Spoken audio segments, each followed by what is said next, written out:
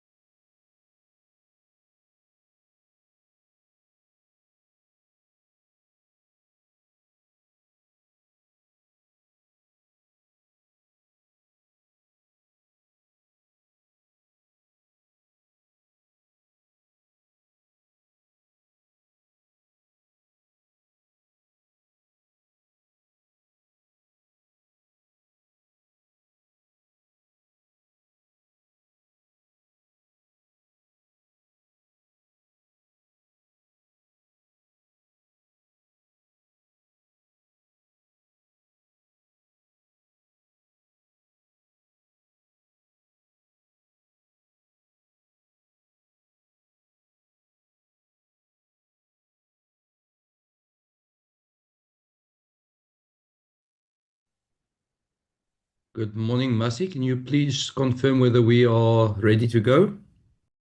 Good morning, Chairperson. Yes, we are ready to go, Chair. You can start the meeting.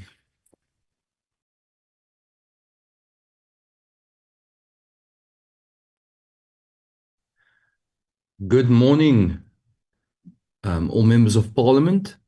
I am not aware if the Deputy Minister is on the platform. Morning, Chairperson. Good morning, members. I did not see that the Deputy Minister is on the platform, but if she is, good welcome to her as well. And then good morning to all the staff, members of the media, or any member of the public that might be in this meeting this morning. All protocol observed. Good morning to everybody. Let me just take this opportunity to ask for the staff to just flight our agenda, and then I will ask for the adoption of the agenda. Masi, can you please just show us the agenda for the day? Can you see it from your side, Chair? I've just flighted it. Yes, we can see it from our side. Maybe you can just scroll a little bit up so we can see all of the different points. We can only see the first three. There we go. Okay, members, there you have it. We are scheduled to meet today from 10 o'clock to 1 o'clock. We've got 7 items on the agenda. These items have been sent to the House Chair and has also followed the parliamentary processes. But as per request from members last week, I am happy and I see no harm in asking for the adoption of the agenda in this meeting as well. So I will now call for any member who would like to support the adoption of this agenda. Can anybody please raise their hand? Good morning, Chair. Good morning. Yes, it's Honorable Langa. I'm not sure if I can go ahead and move for the adoption of the flighted agenda. Yes, please. Good morning, Honorable Langa. Please go ahead. Yes, thank you very much, Chair, and greetings to colleagues, support staff, the Deputy Minister, if she's present, and everyone on the platform. I move for the adoption of the flighted agenda. Thank you. Thank you very much, Honorable Langa. Honorable Kawa. Good morning to you, Chair, and members in the platform. All protocols observed. I second the adoption of the agenda. Thank you, Chair.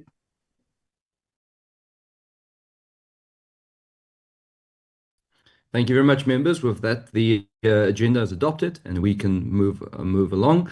Masi, if you can maybe keep the agenda displayed for me, that would assist me greatly on the screen share. But members, while the agenda is being shown, we move to apologies. Members, I have received an apology from the Minister, Minister Buthelezi. He has indicated that he is in a cabinet meeting with the President and will therefore not be able to attend. But he wishes us well and that he is sorry that he's missed the meeting and that he will hope to attend the next available meeting. I've also received an apology from Dr. Retlape. And Masi, those are the only two apologies which I saw. Is there, members, Masi Zole, is there any other apologies which we need to note? Honorable Malinga, I see your hand. Please go ahead. Thank you, Chair. Let me greet everybody. Due to the time, let me observe the protocol. Chairperson, it's just an apology to note that by 11 o'clock, I will have load shedding here in my area. I'm not sure whether the signal will be so standard. So when that came, please bear with me. Thank you. No, noted. Thank you very much for notifying us of that. We will see you online as much as is physically possible for you to be. Honorable Langa, I see your hand as well. Thank you very much, Chair. I would also like to register an apology for today's meeting, just in case I have network challenges. Chair, I'm in Moimbofana, the very rural of KZN, where there's a by-election. So even now, I've had to drive about 30 kilometers just to try and get proper signal. So please excuse me if I will be having some network challenges. Thank you very much. Well received. Thank you, Honorable Langa. It is noted, and we thank you for making the time to be with us. I know how much pressure all our parties put under us to help at by-elections, and that's also important other aspect of the work we do. So good luck to all parties who are in that by-election. Members, I think we are good to move on to item number 3. Which is the adoption of the committee oversight report for the Northwest and Gauteng. But maybe perhaps members, before we move on, I neglected to make my welcoming remarks. So let me just do that as well. Members, the world is fast changing towards embracing technology to make our lives much simpler and accessing government services, which include administration process for public servants as well as citizens. The digitalization of human resource management processes has become an integral part in changing how the public service should be administered, and many members of this committee have called for advances in the way that human resource management is being done at the moment in government, and the centralization of it and the modernization of it. So we cannot allow the public service to be left behind, and I agree with all those concerns of those members in implementing digital transformation for our country. And we need to bring everyone on board as legislators to highlight the importance of digital transformation.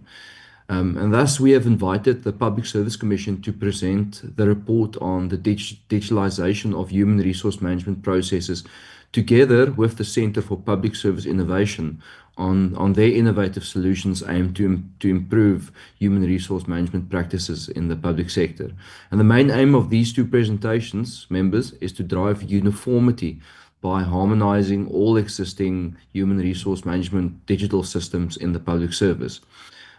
So it's exciting. I think it's long overdue. It's a subject which many members have asked about, and which we know is central to stopping the revolving door policy, where members of the public service start disciplinary processes in one part of government and then just leave to go to another part of government, and there's no system to track them or to make the new department where they are going aware of what has happened to that specific public service individual in their previous departments. But with these few words, let me introduce the chairperson or the deputy chairperson or commissioner of the PSC to take us through the presentation, followed by the CPSI. And thereafter, members, we will deliberate on both of these presentations.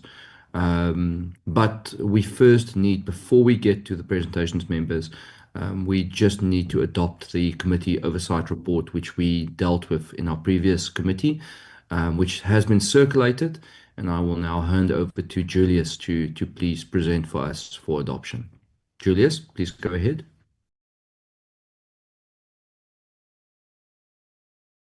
Good morning, Chairperson. Good morning, honorable members, and the Chairperson or the Deputy Chairperson or Commissioner of the Commission, and the colleagues from the departments. Yeah, Chair, I'm not going to read sentence by sentence. It's just to flight these changes that we have made the commitment that we will highlight them in different color. The color is yellow. I believe members, they are not that many. Members have looked at these changes. If there's anything, members will shout or just browse or just, move. And if there's anything, members will just, and then will just indicate.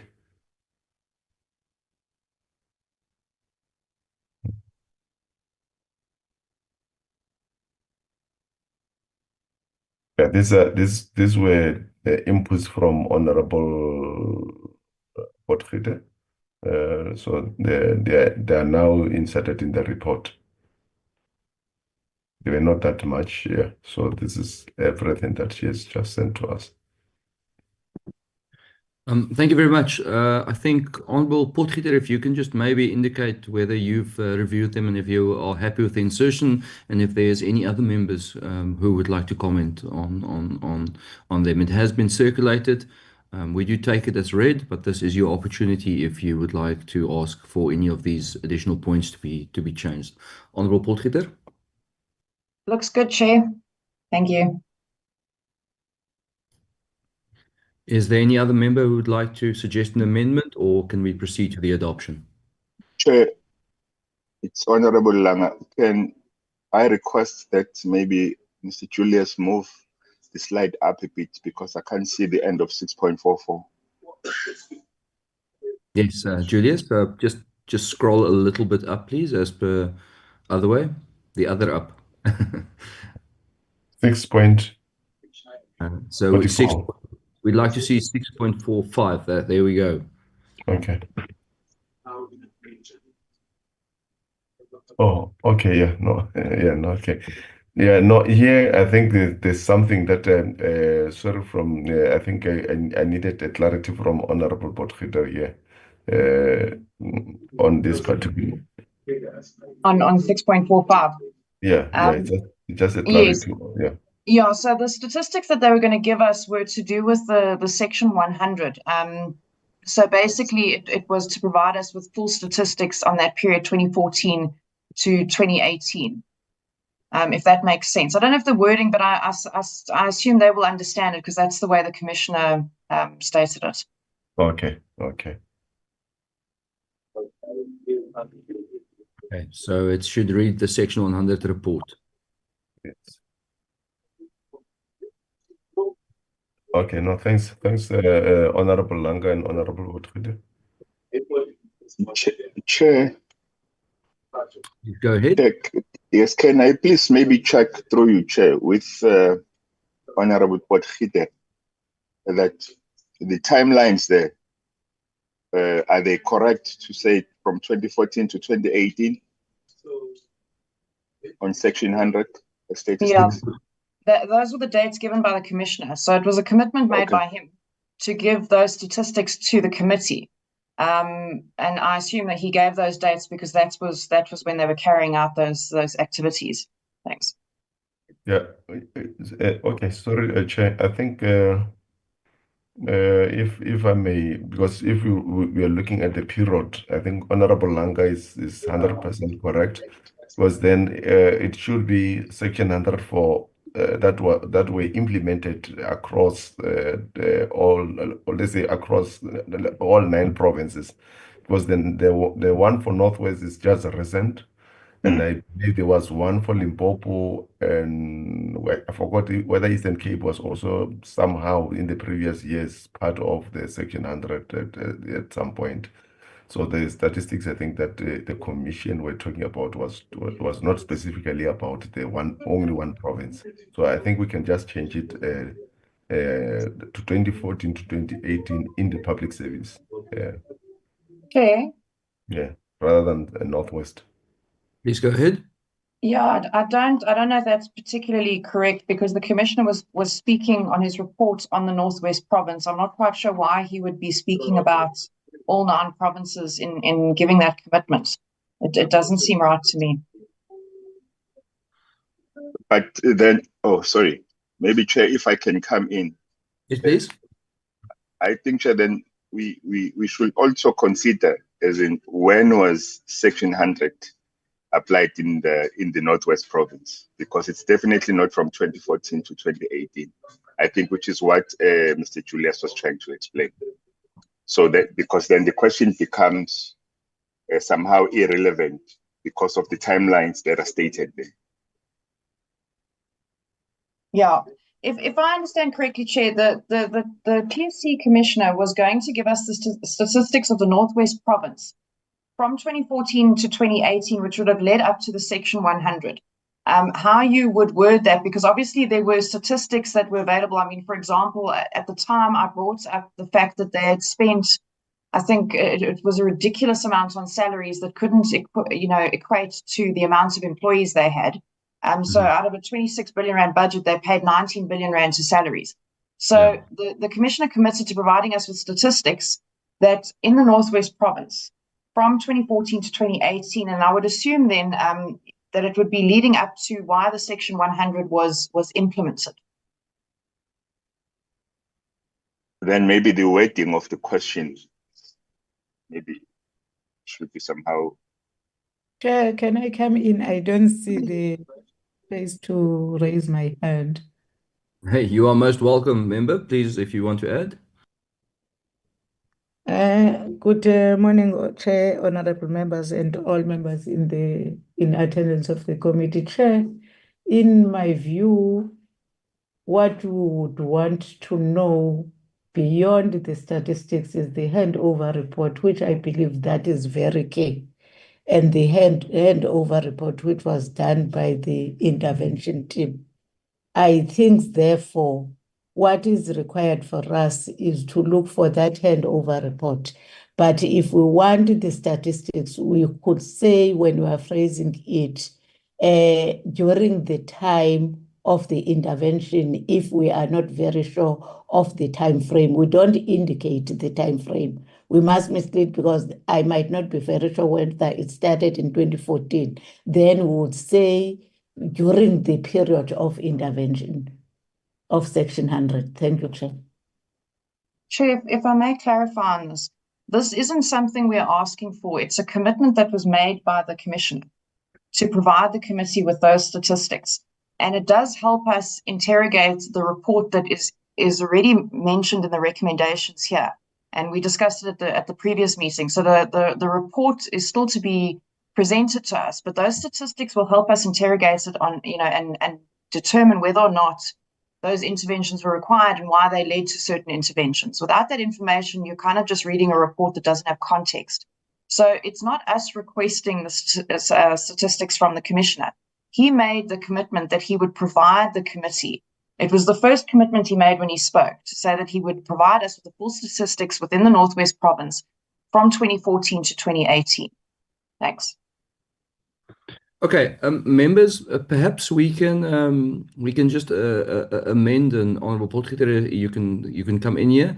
Just amend the wording to say that the acting commissioner committed to provide all statistics and relevant data related to the Section 100 report to the committee, because I think that kind of covers everything. So all additional information or statistics regarding that specific report, which they will send to us so that we can interrogate the report better.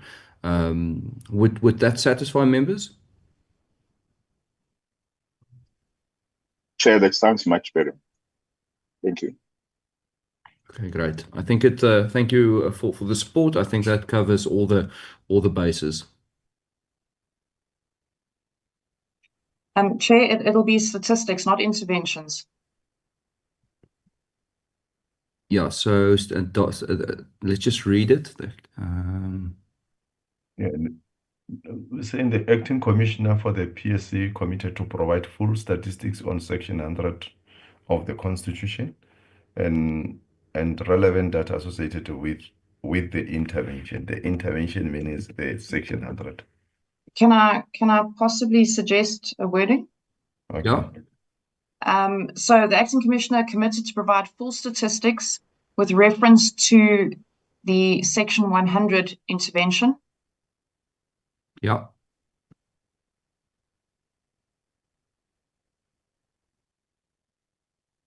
Yeah, with reference to the Section 100 intervention, including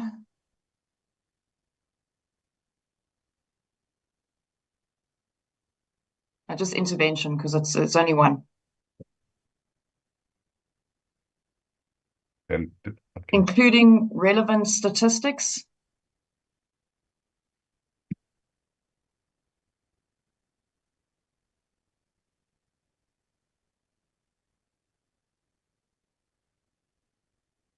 From the period 2014 to 2018.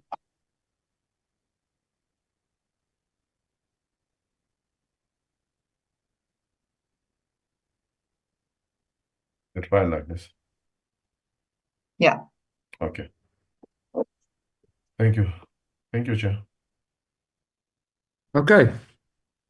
Members, if there are no objections, I think we have covered all the scenarios around the report. The important thing is we'd like to see all data from that report, which I think is important, and the PSC did commit to giving us. Julius, are you happy that we then move towards the adoption of the report? Yeah. I think that was the last input, Chair. I think we can move. Okay.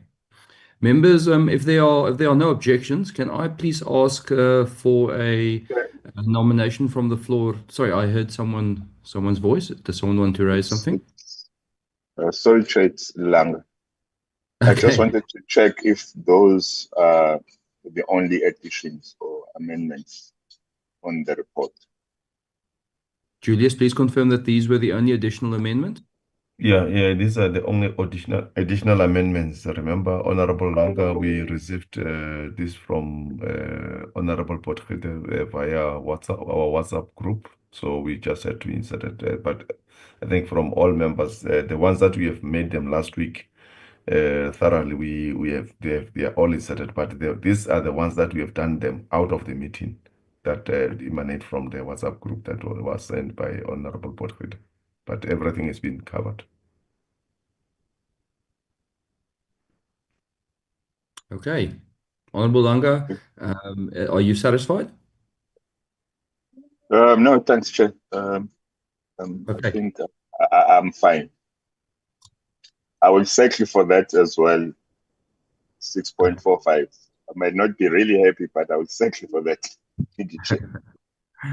Okay, wonderful. Members, can I please ask for a nomination for the adoption of the report? A proposer. Honorable Potgieter.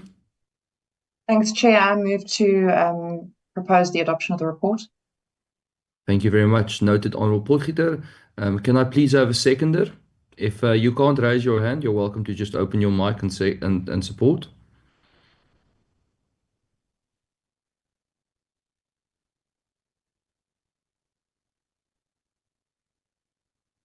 I support the report, Chair. Thank you. Thank you very much, Honorable Tikana. It's noted. Thank you for seconding the report. Members, with that, the report has been adopted. I've not noted any objections from any members. So thank you very much for that process. I think we can then move on to the next item on the agenda. Members, the next item on the agenda, item number 5, is the inspection in Loco Report on fully or partially digitized human resource management processes in selected public service departments by the PSC, by the Public Service Commission. And we now hand over to the PSC to do the presentation. Apologies because we are not meeting physically. I'm not sure who is leading the delegation, but perhaps the presenter can just introduce themselves. Thank you very much. A very good morning to you, Honorable Chairperson, and honorable members. All protocol observed. My name is Vusumuzi Mavuso. I'm the Commissioner from the Public Service Commission and duly appointed by the Chairperson to be in charge of the delegation today. The Chairperson, Professor Sumadoda Figeni, was not able to be here today, but of course, I think the team is ably represented. I must indicate, Chairperson, that indeed we do appreciate the work that has been done by the Portfolio Committee, particularly in making sure that all the relevant processes that will lead to the transformative paradigm of the public service comes to fruition. For example, the suite of legislation that have been before you, the Public Service Commission Amendment Bill, the Public Service Administration Amendment Bill, the Public Service Amendment Bill, all these are quite important to ensure that we can be able to look forward towards the transformation of the architecture of statecraft. For us, that's absolutely important. Equally important, of course, is the need to ensure that this is embedded with the professionalization framework to make sure that we have a public service which is fit for purpose. For that reason, Chairperson, I wish to also indicate that provinces are now currently looking into the various bills that have been presented, especially Section 76 bills, which means your work has really been greatly appreciated. But let me just move forward and indicate the purpose of why we're here today. The advent of the Fourth Industrial Revolution brought with it a variety of opportunities that required the state to harvest the benefits that come with it. Most importantly, the utilization of artificial intelligence and the extent to which it could be of use within the public administration. Worthy of note, Chairperson, was the observation that if we were to have greater impact as a public service, our human resource management practices and processes needed to be the first port of call in terms of readiness to see these benefits come into concrete reality. Consequently, the Public Service Commission undertook a study to find out precisely where the public service stands in this regard. Most public service departments were caught unprepared and poorly equipped to effectively adopt or exploit the Fourth Industrial Revolution during and after the COVID-19 and struggled to maintain the business as usual operations.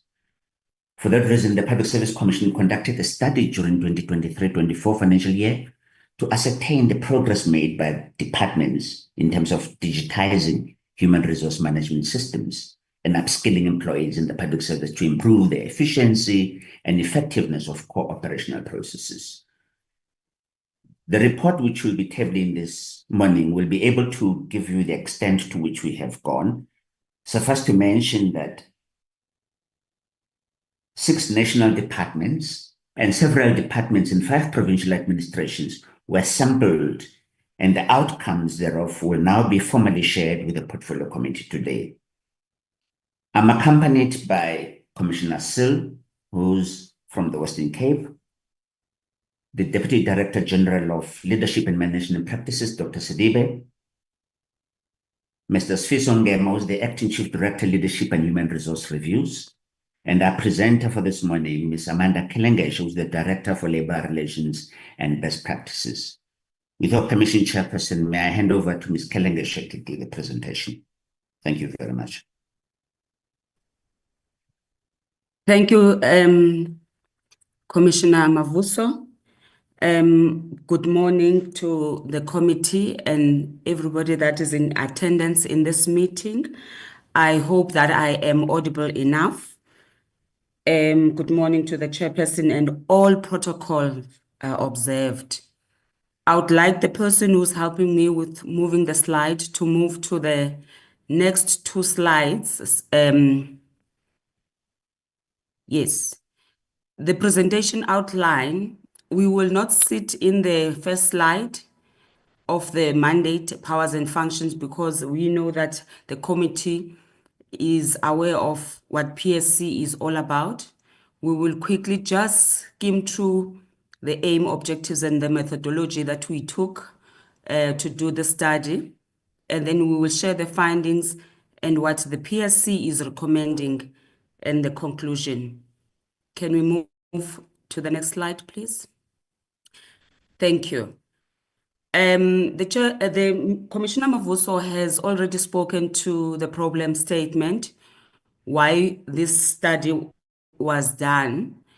What I just want to bring to the attention of the committee is that the departments that we interacted with in this study, in this inspection, in fact, because we were doing the inspection in Loco, because previously we did the study, the departments that were sampling for these inspections, it's departments that indicated that they have partially and fully digitized their HR processes.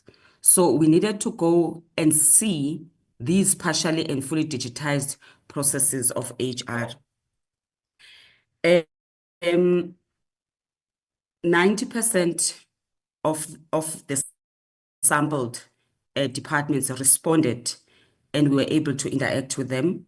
Of course, we used the checklist and the physical inspections to collate the data, which we analyzed and produced this report. Next slide, please.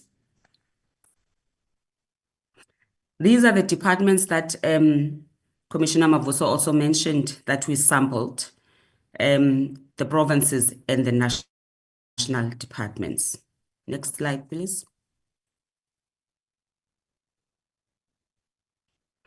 In terms of the findings, we looked at national departments, and what we have found is that national departments, there are varying degrees of automation and digitization in terms of their HR processes. And what was coming out, most of them, those that are not fully digitized or automated, it's the challenge of the limited ICT budget. Most departments, they have digitized, most departments, they have digitized the onboarding and the case management system in other departments, but other departments have not. The one that we are in the sample that we are dealing with, Department of Forestry and Fisheries and Environment, they have digitized their onboarding and their employee relations case management system. With regard to National School of Government, all their systems that they are doing, they are using for training the public servants, they are digitized, they are working swiftly. But the only challenge that is there internally, the internal system, which is your HR systems, they have not digitized them. They tried to digitize the e-recruitment, and it was fully functioning. Then they were requested to discontinue it by the DPSA due to the fact that the integrated financial management system was going to be functional. And remember, this module of HR, it is part of that IFMS system. So they were asked to discontinue. Can you move the slide?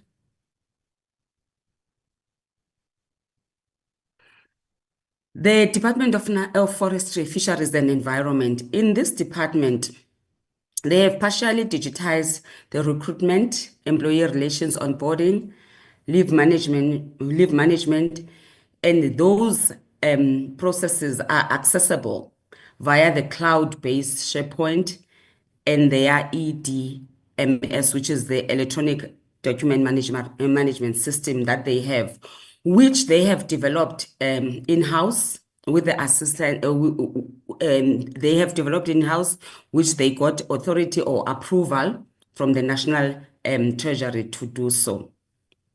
They do have their monthly trainings for staff so that they are enabled to be able to use these systems that are digitized in their department. Also, there are plans to make sure that all the HR processes are digitized in this financial year and also in the next financial year. And the reason this department is so successful in making sure that digital transformation is taking place, it is because of the support and the collaboration from executive and senior managers. So there is that support that makes the digitization to move in this department, which is in contrast in other departments where there are challenges, there is no support for digitization. Moving to Stats SA. Stats SA has partially digitized their system. It includes your e-recruitment, your leave management, the exit interviews. They have digitized that. And also, they also managed to do it through the Smart Gov, which is run by Box Fusion on a cloud platform. So what's happening here is that they're not developing this the system themselves, but they are using a service provider which is called Box Fusion, which links to which link for connection from SETA. But Box Fusion is what is helping them to be able to digitize their system. Can we move on?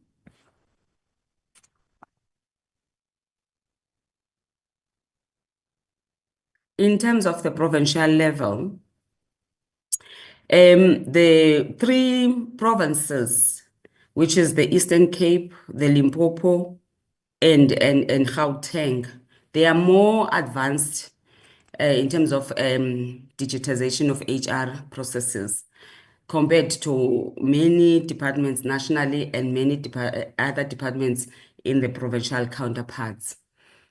However, what is persisting as a challenge in the provinces is the fact that the ICT and the HRM professionals are not being upskilled, especially the ones that are sitting in departments, because there are those that are sitting in premier's offices that are running this digitization of the province, which is of all the departments.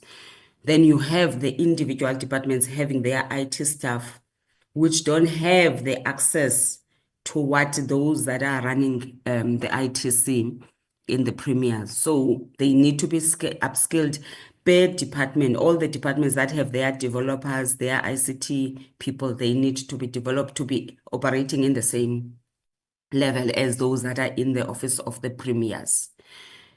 Also, not all departments in the provinces that we have selected, of course, have digitized certain areas, like training and development has not been digitized by other departments. Others have not digitized the application management, and also the issues of they are still, those that have not digitized, they are still going the manual route of leave forms, the manual route of the recruitment and selection process.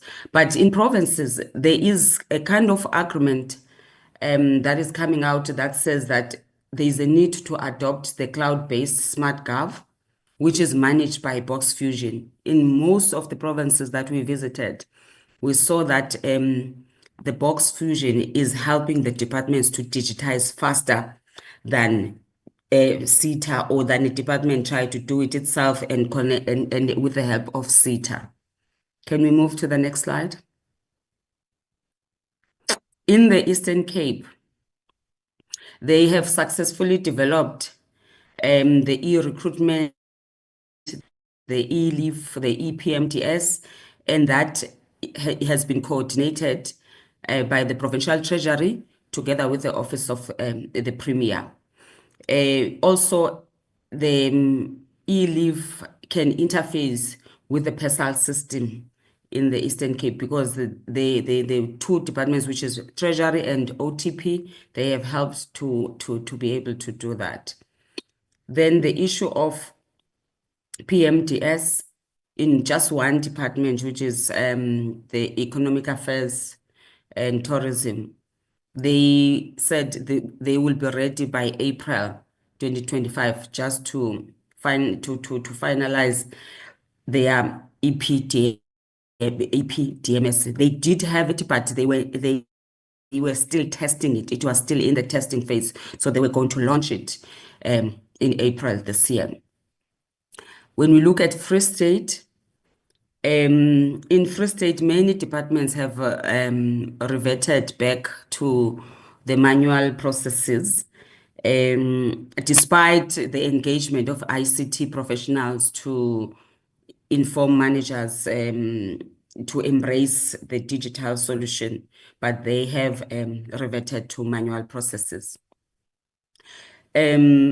Also, the OTP in Free State is now collaborating with the Provincial Department of Health to implement the e-leave application management and the e-recruitment, because it's cumbersome to deal with the papers in terms of leave, to deal with the papers in terms of printing of CVs and everything else for recruitment and selection processes. Can you move to the next slide? The KZN.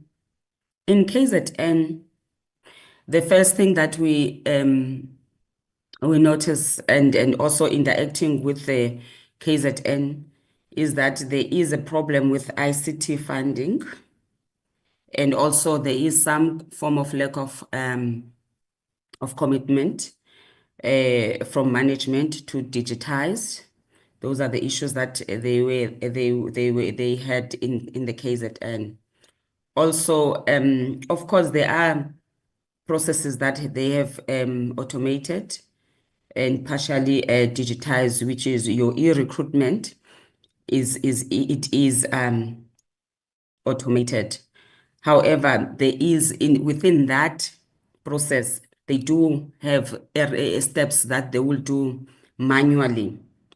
They are still involved in manually, like the shortlisting, they will shortlist manually, and also the selection, they're still doing manually. The province is having, because it's so rural in nature, most of the parts of the province are so rural in nature. They are not able to get to fully automate and digitize because they need to accommodate the people from the rural areas. So they still receiving applications or leave applications to email. They still having things being hand delivered, applications being hand delivered because of the nature because of that province, how it is. Also, where they have automated and digitized, they have not managed to have that direct connection to PESAL, so that they begin to, if you are dealing with leave, that interface between the system and the PESAL, so that you can get the right credits of a person for leave and so on. So, but they are working on that. The provincial treasury there has modules that it has worked on for digitization and automation, and it expects to roll them out in the year or in this financial year, which is 2025 financial year. Most departments there are adopting the Smart Gov cloud system for document access and compliance monitoring, with SITA in the province collaborating with them effectively in KZN. In Gauteng, Gauteng is kind of a leader in the digital transformation when you compare with many departments. I mean, many departments nationally and even in provincially. And their digitization is coordinated and maintained by the Department of eGov. So they have a Department of eGov that is in charge for digitization in the province, and even the HRM processes are being managed from them. And it used the SAP Oracle cloud base, that is the Gauteng. So many of their HRM processes are using that SAP Oracle cloud base. Their recruitment, their end-to-end processes, they have employee service systems where employees can access their information, update their personal information. No more that that burden goes to the HR practitioners.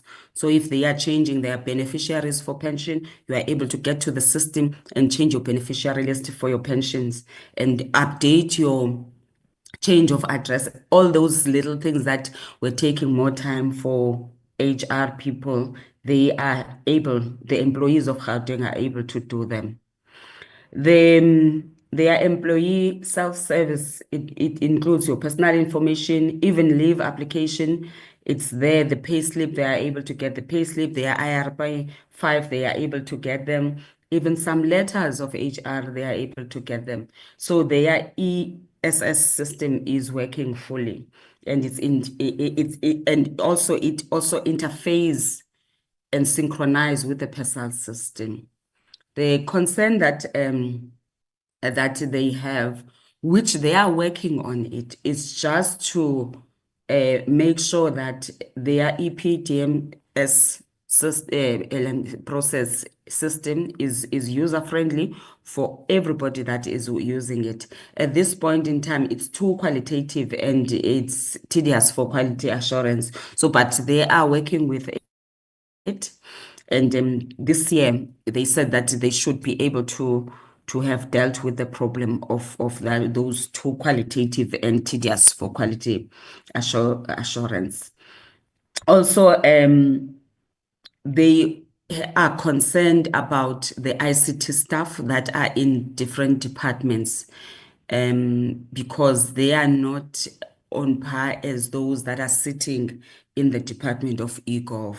So there is also that, but they are engaging as a province to see how best these ICT practitioners that are based in departments can be capacitated to be in the same level. The eGov is restricting them in certain areas of these systems, so they need to be given the access so that they can help their departments. Then there's no need for the departments to always log calls to eGov, and yet they do have their ICT people internally. Next slide, please. In Limpopo also have advanced in digital transformation. And what helped them a lot is the fact that the Office of the Premier has been coordinating this digital transformation. And it's just a few departments within them that are catching up.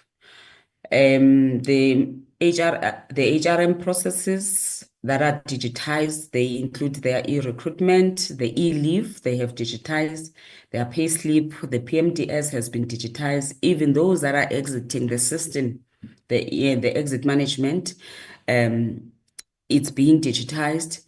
They are able to sign documents and everything online. So there is progress in the Limpopo province. And also they have partially digitized for end users couple of areas within the recruitment and selection.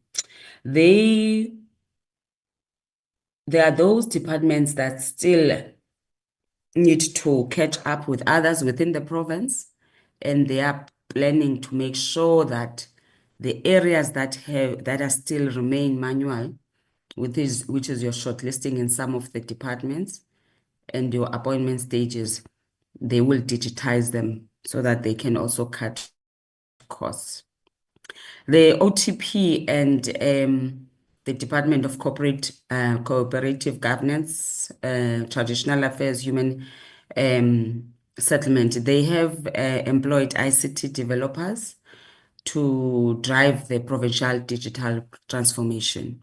So they've got people, they are not looking only using the service provider outside, but they have the people inside, the ICT developers, to help them.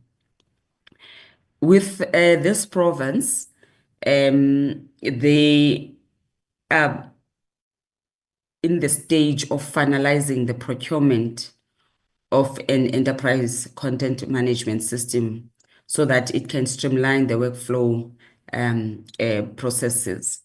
And they would fully digitize their HR processes from this year, which is 2025 and 2026. So even those few departments that were not on par, they will be on par. Can we move to the next slide? The recommendations of the PSC, based on what we found when we're doing the inspection, is that there is a need for government to look into decentralizing centralization of government ICT management and including its budget. And that the coordination of this should be done by OTP in the provinces, of course, in the national office and a relevant national office to mitigate the challenges that are experienced, which are coming from the inadequacy of SETA support and the slow response by national treasury to department requests to procure via deviations. So there is a need for decentralization, because we've seen that when this decentralization takes place, the HR processes are being digitized. Also establish a single government digital HRM system and a portal that can connect provinces via the OTP and the national department using the existing enterprise resource planning solutions in departments instead of DPSA reinventing the wheel. There are systems that are working within provinces. What is needed is just to go and learn from those systems that are working and make sure that they are rolled out in all the departments. Also, there must be a time frame that is set by government to make sure that the digital transformation is taking place. And also there must be accountability and consequence management where these things are not happening. And the OTP and DPSA should look into that accountability. There's also a need to develop, as I've mentioned, that in the other slides, that there's a need to develop the ICT staff in terms of being able to work on these things. And the continuous development of ICT developers is important. Next slide, please. And also based on the existing various systems in different national and provincial departments, which has been reported, the DPSA working with SETA, whilst it's still existing, and National Treasury should consider the possible transversal adoption of the following selected, tried and tested HRM PR systems that are well established in the following provincial and national departments.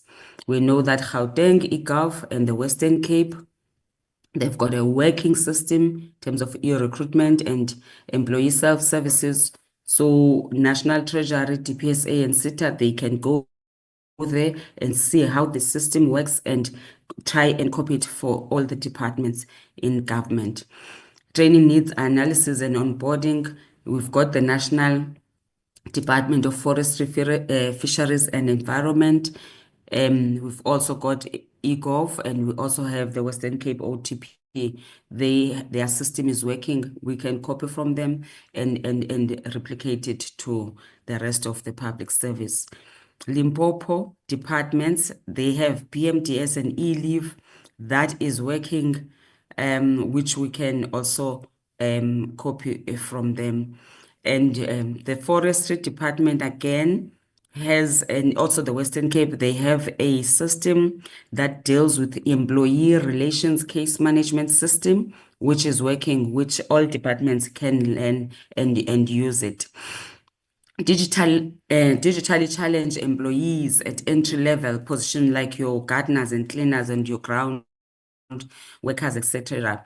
The Western Cape has a system that is user-friendly to these employee categories so that they can be able to also use the digital system, and it's working very well. So if the department or a DPSA and SETA and National Treasury can link up with the Western Cape, the Metropolitan Municipality, they can see that system that accommodates this employee category to be able to complete leave forms, to be able to apply if they see adverts, and also to be able to do their performance management processes in the system. The DPSA can leverage on these approaches. In conclusion, technology has become an important part of people and departments' life to improve efficiency, performance, and to reduce costs and render better services. The inspections demonstrated that digitization of HR processes, skills development of HRM and ICT employees, and underutilization of system developers across many departments is a serious challenge that require urgent and undivided executive and senior management attention, because these people are already in the system. We are underutilizing them as departments, not because departments wants to underutilize them. It is because the systems are run, it's either in the OTP or in the provincial treasury in departments, in the provinces. So there is a need of these people to be developed. There is a sufficient proof to demonstrate that digitization of HR processes in few national and provincial departments is prioritized. So it's also adding value and creating the opportunity to broaden the digitization horizon in the right direction. Those departments that have digitized, they are a proof that it can be done. It's only those that haven't and which they are working on digitizing. The findings indicate a general consensus among participants that the DPSA should cease to explore or develop new HRM module, which might take forever, like the discontinued IFMS. The focus should be on adopting or integrating existing proven systems that are used by some departments in government. The PSA is convinced that once the listed recommendations are carefully explored and implemented, efficiency and effectiveness will be achieved in the HRM components of the public service. Next slide. I thank you, Chairperson. This is the end of the slide. Thank you very much, Ms. Kalengeshu. Chairperson, thank you very much for this opportunity, but just a few points that I thought are worthy of consideration. Truth be told, we as the Public Service Commission do have our own weaknesses and flaws, and we are lagging behind in a number of instances due to budgetary constraints and limitations. Had we been afforded sufficient budgets, I'm sure we would become the leaders insofar as this aspect is concerned. But I can safely inform you, Chairperson, that when it comes to e-systems, I mean, the implementation of LIVE and the PMDS, at least to that regard, we're still moving ahead and soldiering on. Further, I need to indicate, Chairperson, that there are pockets of excellence in provincial departments, some of them, and of course in some of the national departments. All what we need to do is to find a central system that can ensure that everyone moves in par and be able to move to that higher level that we all are aspiring to. It is possible, it can be done. It's a question of looking into our own systems, starting with CETA, and of course making sure that departments can be able to be in conformity with the requirements of this digital transformation which is taking place. We can't afford to lag behind. We really have to make sure that we put our houses in order. Thank you very much, Chairperson.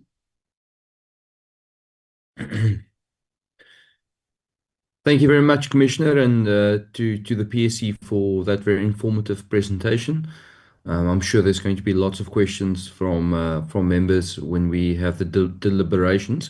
But before we do that, we're going to make opportunity for the Centre for Public Service Innovation to do their presentation, showcasing digital innovation and intervention solutions to assist government in standardizing digital human resource management processes. So this presentation should really talk to the presentation we just saw, and I think it's good that we see them back to back, and then we will have an opportunity to deliberate, members. So with that, I hand over to the Centre for Public Service Innovation. Please go ahead. Good morning, Honorable Chair and honorable members, colleagues. I hope I'm audible enough. Just to indicate, Chairperson, that I'm also I have connectivity problems because there is no electricity in the office, so we're on generator. Hence, I've requested PS Conrad to project, and with your permission, I will then switch off my video to make sure that I don't get cut off as well. Chairperson, thank you. As you've indicated, that actually PSC, we also realized that they touched on a number of issues that we wanted to talk to before we come to the demo of the solutions that we've come across. But I would like to indicate to the committee that I have with me Mr. P.S. Conrad, who's responsible for research and development, Lindan Tetwa for institutional support and replication. We also have Muzi Ntombele, who's our CIO. Nape is also a manager in development. We also brought strategic management staff, Bitumelo and Desiree. But we also extended our invitation to 2 provinces that we want to showcase their innovations. We have Mr. Developer in the Office of the Premier in Eastern Cape, accompanied by Zimasa Gamelo. Ms. Zimasa, analyst, also based in the Office of the Premier. We also have from the Western Cape of Department of the Premier, Ms. Anissa Pasha, who's the acting Chief Director for Strategic IT, and Ms. Shamima Bex, Director ICT Program as well. I think the PSC in their presentation also highlighted the work that comes from the 2 provinces. Without any waste of time, I think just to preface some of the things that also came up from the PSC, issues around the silo approach, hence we are where we are, the issue around, as an example, one of the innovations that 83, the workflows are made for paper-based processes. HR personnel can tell you how many applications they get. I can give an example from CPSI with just one advert for a HRM officer, you get over 2,000 applications that HR has to go through, as an example. The role of the DPS in terms, as a policy department, for instance, we all know that the ZA3 has been gazetted to be used as it is. Yes, the CETA as well, it was also mentioned. But I think as we go forward, we need to look at, how do we maximize issues around in-house capacity, which also came out from PSC, collaboration as well. How do we grade the jobs that we have? And as indicated, Gauteng, eGov, and Western Cape are leading in this instance. We need to make sure that we are able to integrate what we call application program interfaces so that the systems can talk to each other, and also leverage on the digital transformation roadmap working group that is now being coordinated from the Office of the Premier. Pierre, if you can move to the next slide, that is slide 4, where we indicate what is our role as CPSI. And I'm glad some of the issues came out of the issues from the PSC. For instance, through our Trailblazer Recognition Network, that's where we picked up that some departments are actually proactive in terms of insourcing system development developers vis-a-vis using procured from the market, very, very expensive. And we've seen from the report that some of the departments are procuring from our relating to procuring of these services, but they do not come cheap. And we also, through the CPS, so we have a catalog of in-house solutions as well, and we as an example, with the Office of the Premier in Eastern Cape, we have an MOU that they've shared their e-recruitment code with us. So it's available for anyone who wants to use it, and it will be showcased as well. In the next slide, which is slide 5, we need to recognize that, as it's indicated, there's a lot of duplication. There's a need to collaborate more. For instance, we started collaborating with Western Cape, Northern Cape, as well. But some of the solutions that came through as presented by that program. It's organization management, PMDS, recruitment, and in some instances, e-learning, like what NSG is doing. They have gone into e-learning as well. Before I hand over to Pierre and the team from Western Cape and Eastern Cape to showcase, I think this slide tallies very well with the recommendations of the PSC, which we really support. Staffing norms in terms of the role of IT needs to be relooked. We need to in-source more staff, in-source. Chairperson, I see there's a hand. Honorable Langa, yes, please go ahead.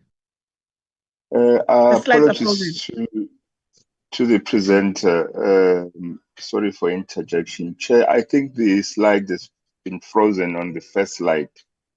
So it's been difficult to follow up because one just has the PC before them. So yeah, maybe if that could be rectified. Thank you. Oh, okay, thank you. Apologies for that. Pierre, can you go to slide 6? I'm not sure why is it moving so slow. Maybe it's connectivity as well. To slide 6.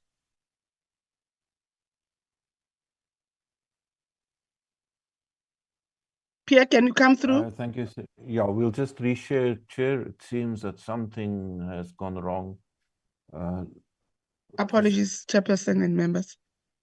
No, it's fine. We are all battling with load shedding Connectivity. and connectivity. Yes. So Yes. maybe you can close the presentation and restart it. I'm not IT expert, but I restart everything. Yeah, I always do as well. Just restarted. Let me just check if it is moving now. Let me just check. Still not moving. Still not moving. Maybe unshare and share again. Yes, I'm going to unshare and share again.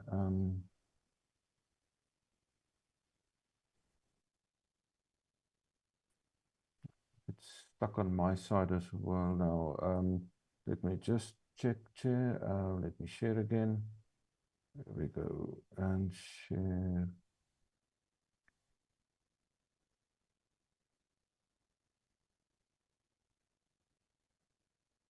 Still slow. I think there is a connectivity issue.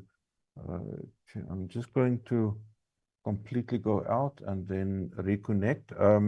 But whilst we are moving, what we will do next now is give the Eastern Cape the opportunity to just demonstrate what they've developed in-house, just a few highlights before we then move also to the Western Cape in terms of sharing. I'm going to stop sharing and then just reconnect again, Chair. Thank you. Please proceed.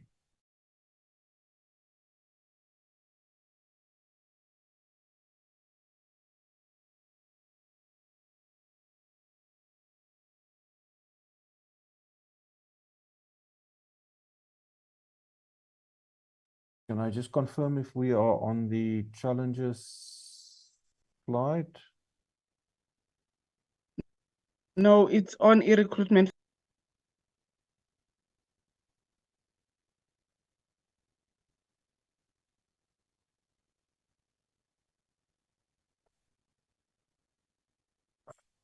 Are we still stuck on the same slide? Let me just share it again.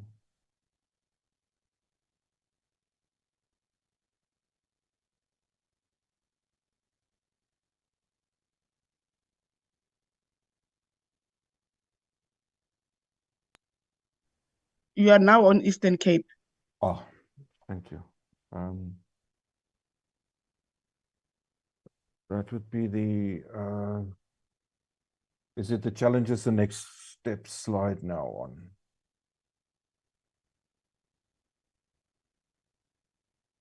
Yes, it's on the challenges and next step slide. Thank you, Chair. It seems that eventually it's sorted. I think we can now then request, this was the last slide that the AED Yes. shared. Back to you, AED. Thank you. I was saying to Chairperson and the members that the issues are around HR came out as well from the PSC report. They need to insource digital skills because we need to agree that it's very expensive for one to rely on the market for some of the solutions. If some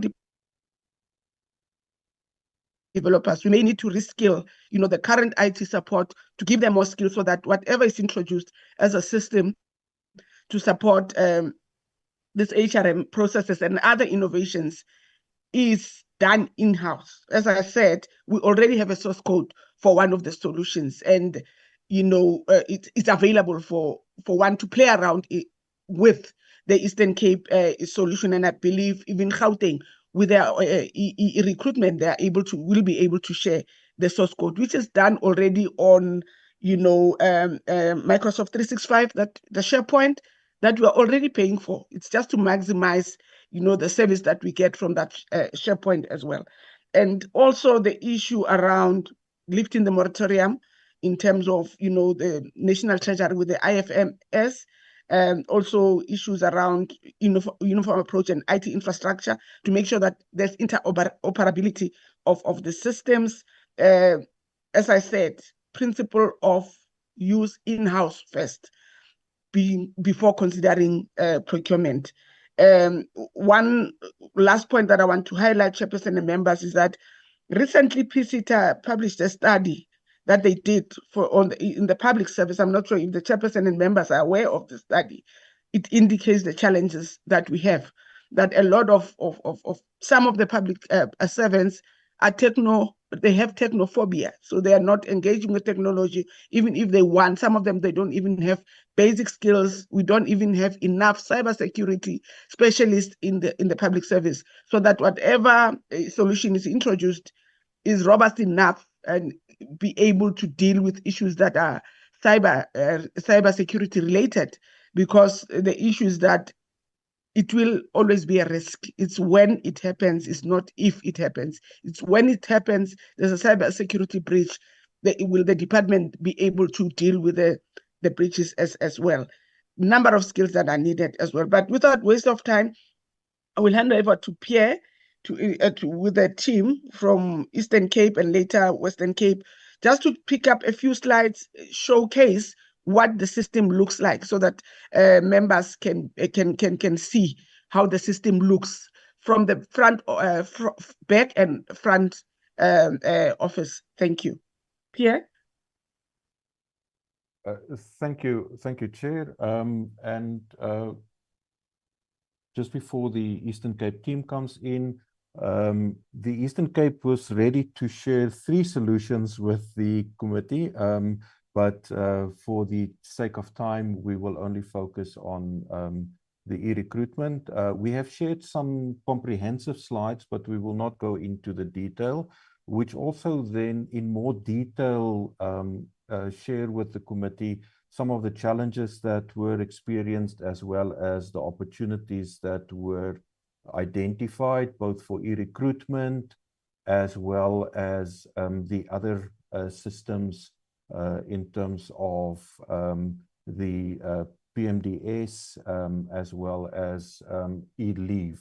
And I think the important part is that these systems are all available for replication across the public sector in terms of implementation at no cost in terms of the system itself.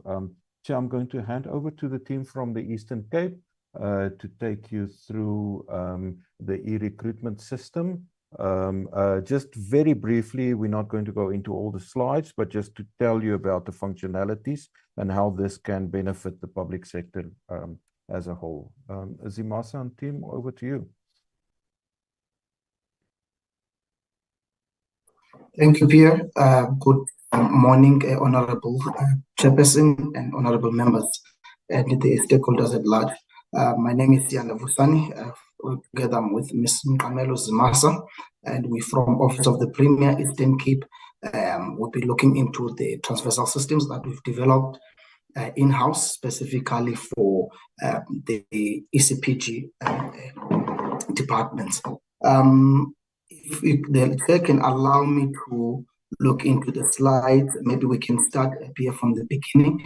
Then I'll skip the ones that you've already indicated, and then just jump to the the ones that talks to the system itself. Thank you very much. Okay, now as OPA has indicated before, Honorable Chairperson, is that we have these systems, which is e-recruitment, which will be more or less looking into it today. There are other sister systems that we've developed, like your EPMDS, which more or less looks into the PMDS, cycle of management of performance, and also there's also e-leave system that is also developed in-house.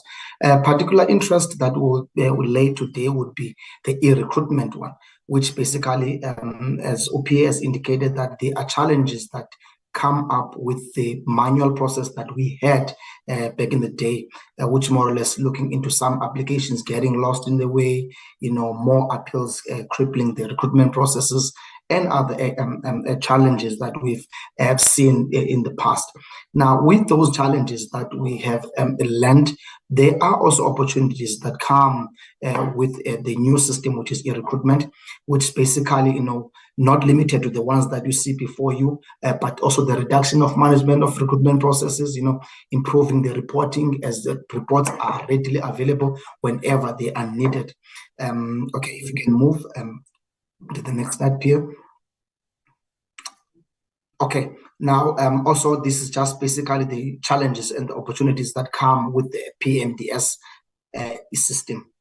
Of course, you know that the PMDS is rather more or less of a tedious activity that many colleagues, they find it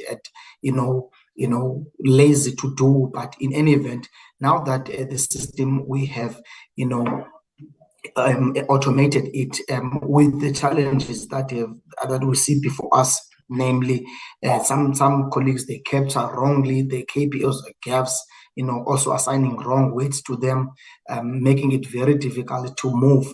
There are opportunities that come with the EPMDS system, which they're ensuring that the 100% compliance in terms of contracting within the departments, timely reviews and moderations, they're done on time because everyone adheres to the deadlines. And of course, the most important part is that a person has a form of accountability that they need to do. Failure if they are not complying to whatever, maybe contracting or semester reviewing themselves, if they're left out of the bus, then they need to account to the accounting officer to stipulate reasons as to why they did not. There is no way that they can dodge the system now. And also in terms of improving the decision-making performance, it will be readily available and accessible electronically. Okay, let's skip that, right? And also, I think let's skip the e-leave part and more or less focus on the e-recruitment. Now, I think I did touch on some of the objectives of the e-recruitment system, which is ensuring that secure access to the systems via the authentication measures. You'd remember also that our system is currently hosted on the cloud environment, so the accessibility of it, it's actually 24/7 available at any given time. And also managing the department's systems accounts, we are doing that at the office of the Premier, even though there's a level of at the departmental level where employees, they do their internal, compiling of job applications, but the actual publishing of jobs is done at the level of the office of the Premier. The generation of reports, and also the system does, generate the master list, which was more or less a tedious, exercise to do in the manual process. Move, please. Okay. Yeah, I think we did touch on the system opportunities. Yes.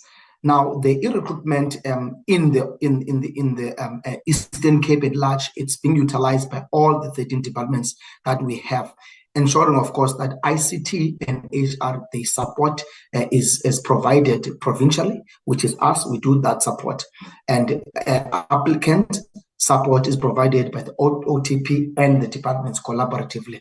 Also, I think I did touch on the cloud environment, the hosting of our system to ensure the data security and accessibility of it, and system continuously maintained. Let's skip, please. Okay.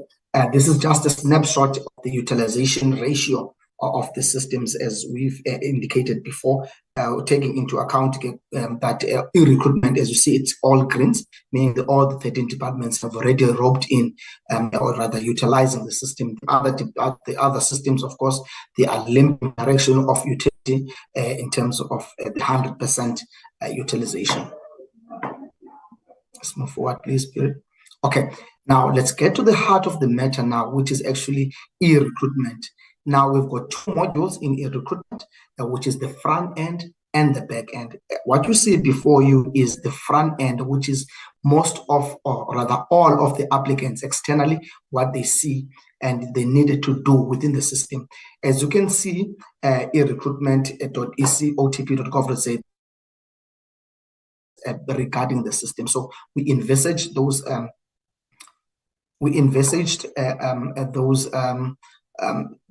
communication coming from the applicant side. Maybe they probably forgotten their passwords and they needed to be resetted. So that's the job of the Office of the Premier. But in any event, what a new applicant does, they have to register first before they're able to gain entry into the system.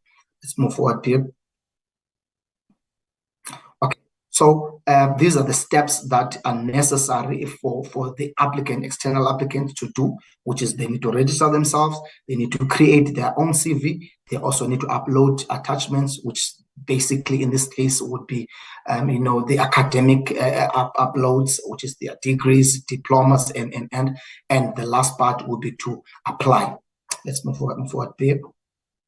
Okay, now, what you see before you is actually the part of registration done at the front end.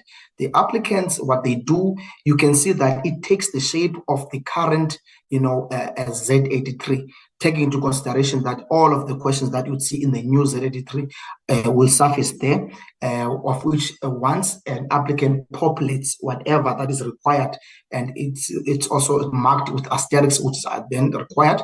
Then when they are done with that, the system would then sort of store it before it generates a Z83 by itself. We'll see it as we move forward. Please move here. Okay. Now that you as the external applicant, you've managed to log into the system. This is what you would see, where you would also need to continue now with your profile, feeding the system the information that is required.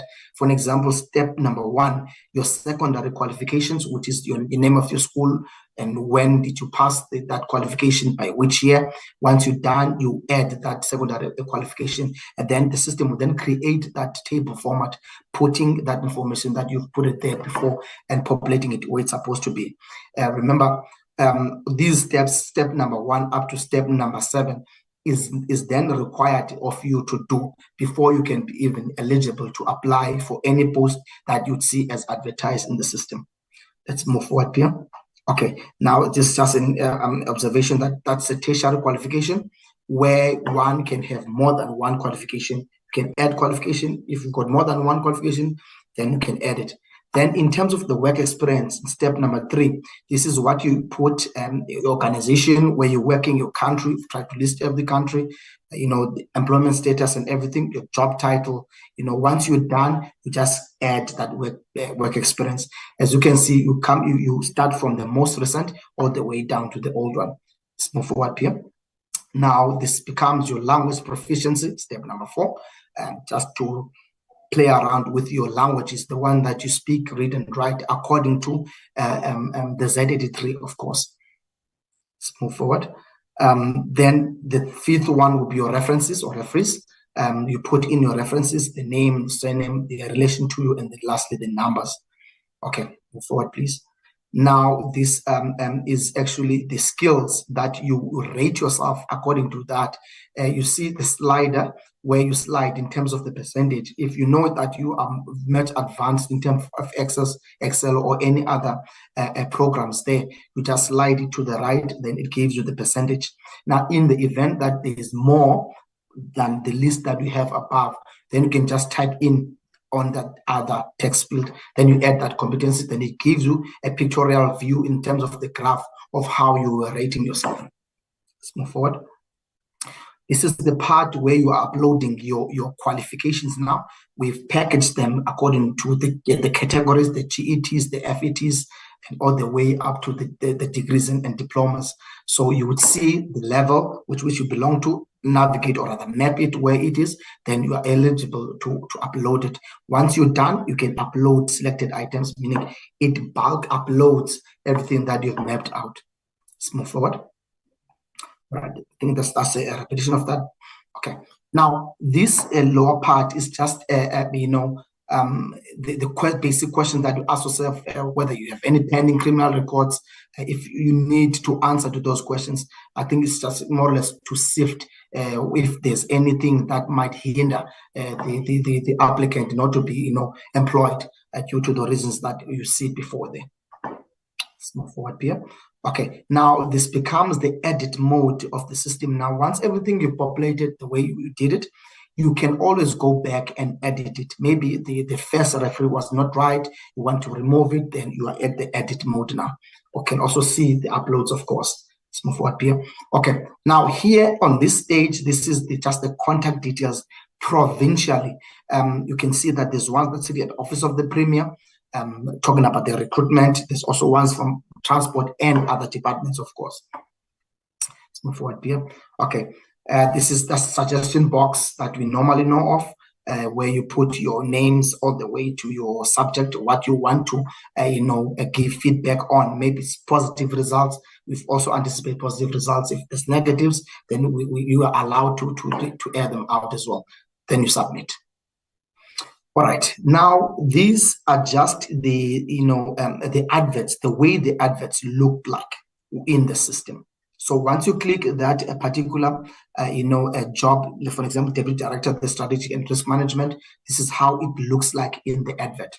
Okay, let's move forward here. All right, yeah, I think it's just the same thing, nothing much. Now, the button below blue, that's where you actually do the application. Now, once you are logged in and you're done with everything, then you are eligible to apply. So the system, then once you hit that button, apply, it applies and also generate a Z83 for you. Be reminded that the system, it generates it by itself and also plugs in everything where it's supposed to be according to the Z83. Let's move forward here. All right, now this is just a list of the jobs that you have applied for, and more or less like your inbox in a way. So once you hit my job applications next to the sign out, it gives you that list. You can also download your Z83 to look at it. Anything, anyway, there isn't much you can do because everything is placed where it's supposed to be. It's just to check the compliance, or rather everything is fitted where it's supposed to be. Let's move forward here. All right, now this part becomes the back end of the system now, which is the second module, where the master list looks like. Once a person applies, then they get appended into this table like that. Okay, let's move forward here. Okay, yeah. So basically, sorry about that. Then you can also view the person like that, gives you the names all the way to the genders and everything, their emails and everything. So we just highlighted those ones to be grayed out so that this was information for people. So we wouldn't want to project it here. Move forward here. Okay. So yeah, it's the same thing, but just the below one, which is the languages and yeah. So even the downloads and everything. So now this is the work of the PMDS. Sorry, the recruitment people. Yeah, at the back end. Now this is where the compiling, job details, capturing their references and everything. The departments. It's once you logged in, so it knows the department with which you're logging onto, and also the directorates and everything that coming from you. Fill in everything all the way to the closing date and everything. Then when you're done, then you feed the minimum requirements. Move forward here. You feed the minimum requirements, tabbing in and also copying and pasting. Move forward here, please. Also adding some questions, the post-specific questions, if there are any that will be applicable to the job, push them there. Move forward here. And then when you're done with that, as the person that has generated that, so it will send this, there's this job, business analyst, with that from the center closing date for approval by the supervisor now, which is the departmental approval. Departmental approval will then look into that, which is hyperlink, look into the submission that we have as a compiler, and if it's okay, they can approve it or can decline it and send it back. Maybe there's an error that we've captured there. Can move forward here. All right. Now, once it is approved, it moves now from departments to the Office of the Premier for publishing. The Premier's office can publish or decline the jobs that they see before them. First, they have to look whether they are complying, and maybe they are on the list of the ARP and all the sources that they do. If they're declining them, they must put comments. If they are publishing, then that becomes okay. Move forward here. All right. Then also, sorry about that. Then also at this stage now, this is the ARP now, just to show you, honorable members, the number of people that have been shortlisted, the interviewed, the stage at which this recruitment are in terms of, actually employed, how many people have employed, closed, how many, the employed number of the males, the females, and the youth, and so on. Yeah, I think, that's it. Can you move forward here? Oh, all right. I think we're done. Thank you very much, honorable members. Thank you very much. Thank you, Chair. And that's just to give you a sense of what has been built in-house and what is being maintained in-house in the Eastern Cape. The Western Cape will also just give you a high-level overview of some of the systems, but I think the important part of why we asked them to participate is that in line with the recommendation of the PSC is these HR processes and systems need to be embedded in a broader digital transformation roadmap. We have asked the Western Cape just to very briefly share how this can be done, as well as how the systems then fit in terms of capacity, and what the role of the CPS and the CPSI's role is then to also support other provinces in terms of taking this forward in line with the PSC's recommendation of not inventing the wheel. May I please hand over through you, Chair, to Ms. Anissa Basha and Ms. Shamima Beg. Shamima Beg. I see. My apologies for the spelling mistake. Yes, please proceed. Thank you and good morning. My name is Anissa Basha. So good morning, Honorable Chairperson and members. I'm very humbled today to share the platform with the PSC and CPSI and to follow the Eastern Cape, because I think we all have a story to share. And as Pierre has identified, it all starts with strategy. So I'm going to try and get this through the time frame of 10 minutes, which I think is a huge ask, but let's see how far we get. We started our strategy in 2017. It was then subsequently started and implemented in the form of a digital transformation implementation plan in 2019. And the idea around this was to transform the public service delivery, change the way that we deliver services to our citizens, both our internal citizens who are our employees and our external citizens who are the most important, the man in the street. So therefore, we looked at it with a lens of prioritizing the needs, looking at it with a lens of accessibility, transparency, as well as responsiveness, and most importantly, accountability. We use a citizen participation and innovation model to look at how we then integrate technology into the workplace. Linked to this was obviously the whole ideal around sound governance, as well as including or embedding a review and a benchmarking process, which is where CPSI comes in. But I'll speak to that a little bit later in the presentation. If we can move to the next slide then, Pierre. So in terms of the components and the enabling environment which was put in place to kind of champion this journey, we start with the strategic intent, which is what Pierre alluded to, in terms of shifting the organization to a digital business model through IT. So, moving away, not 100%, from a modality of a person having to stand in line to an online model. So being able to access government services from your place, any place you find yourself, but doing it with a people-centered or a human-centered approach. So that meant that we had to look at it holistically. And previous speakers before us, yourself, Chair, has also alluded to the fact that technology has changed the way that we kind of adapt and address public services. So therefore, we as government employees need to adapt to the change. So tech is less about the technology, as we've learned through our 5-year journey. It's more about the people and the process.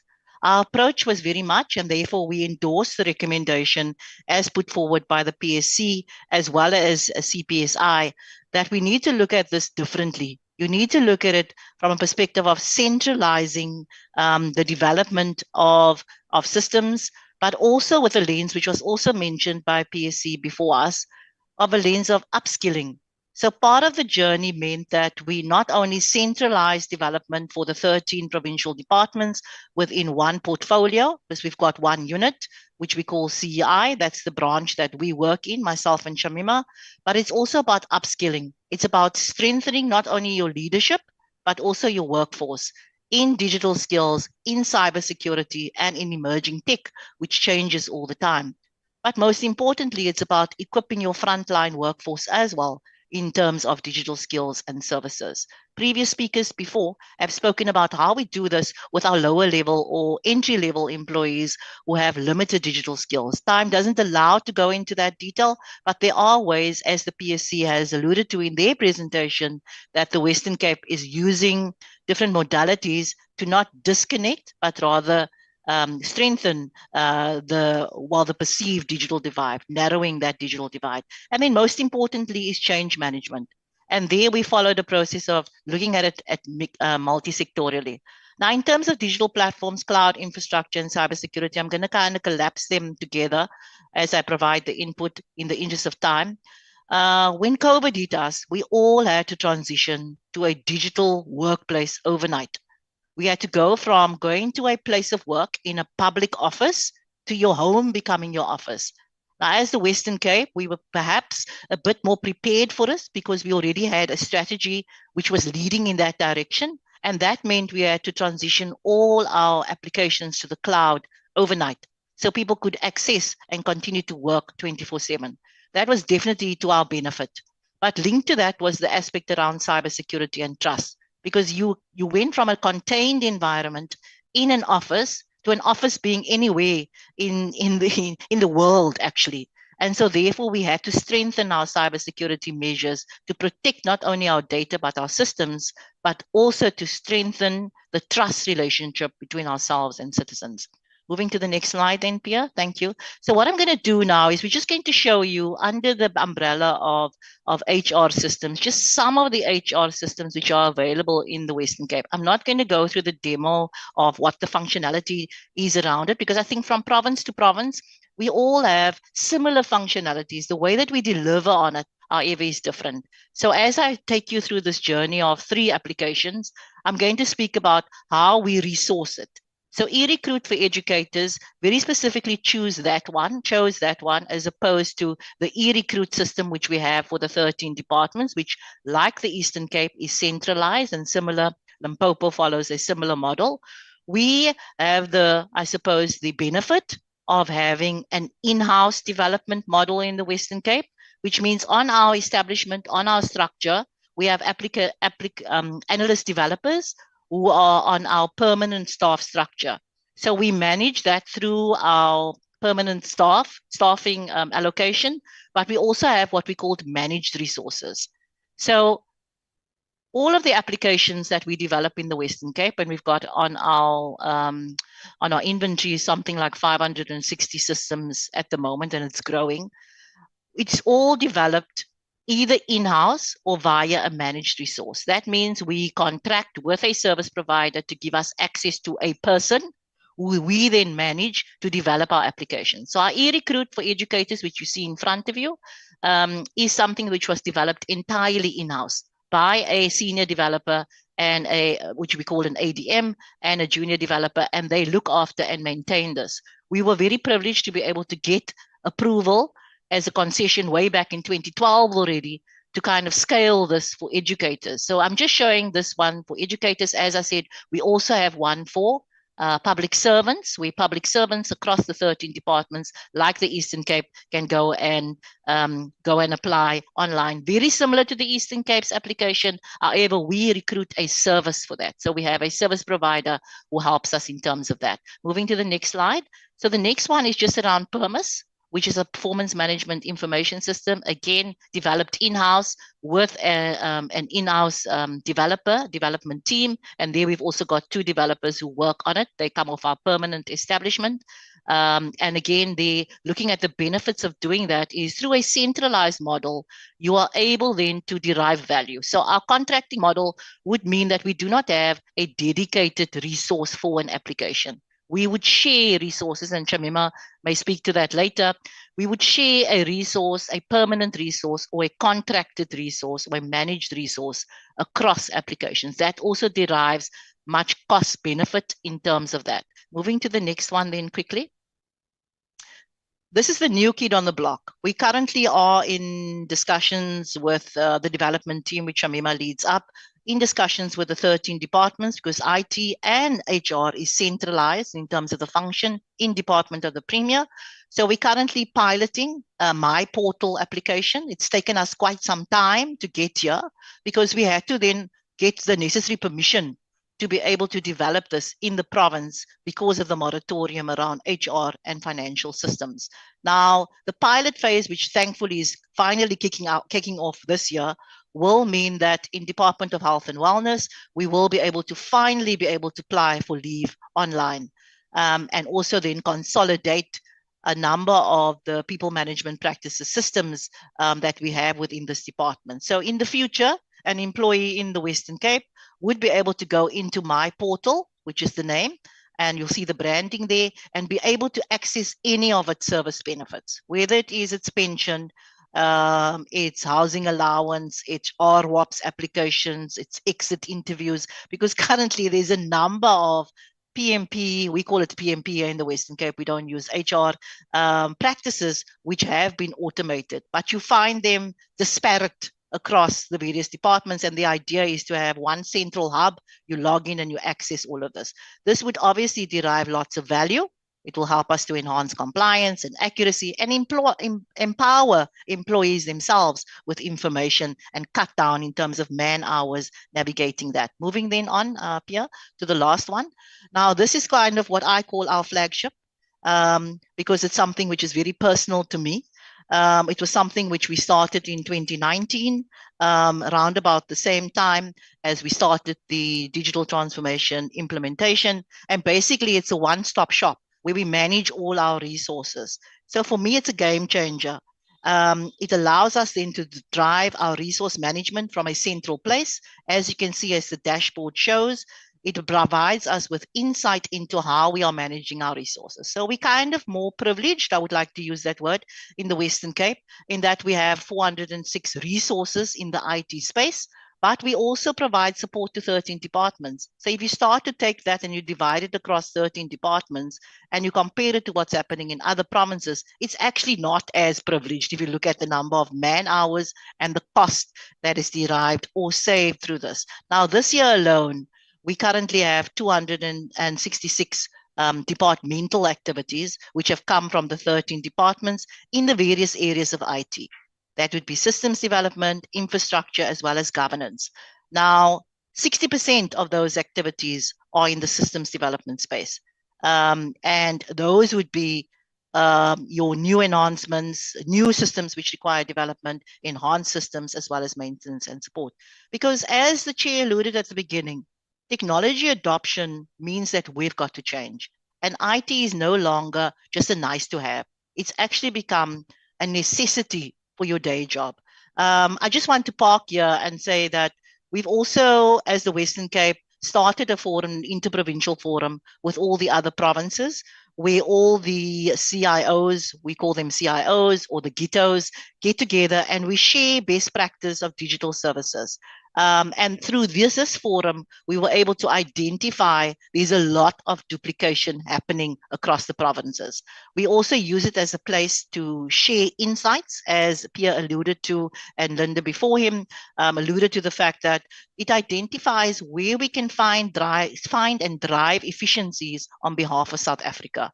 Now, I'm going to end with the last slide, and that just speaks to the idea of benchmarking. So it is a brag opportunity. Sorry, before we go to that, this is just a slide to show the citizen-centric applications. I'm not going to go into the detail in the interest of time, but it's in the pack. If we can go then to the last slide, Pierre. Thank you very much. So the idea of, sorry, if you can just go back one.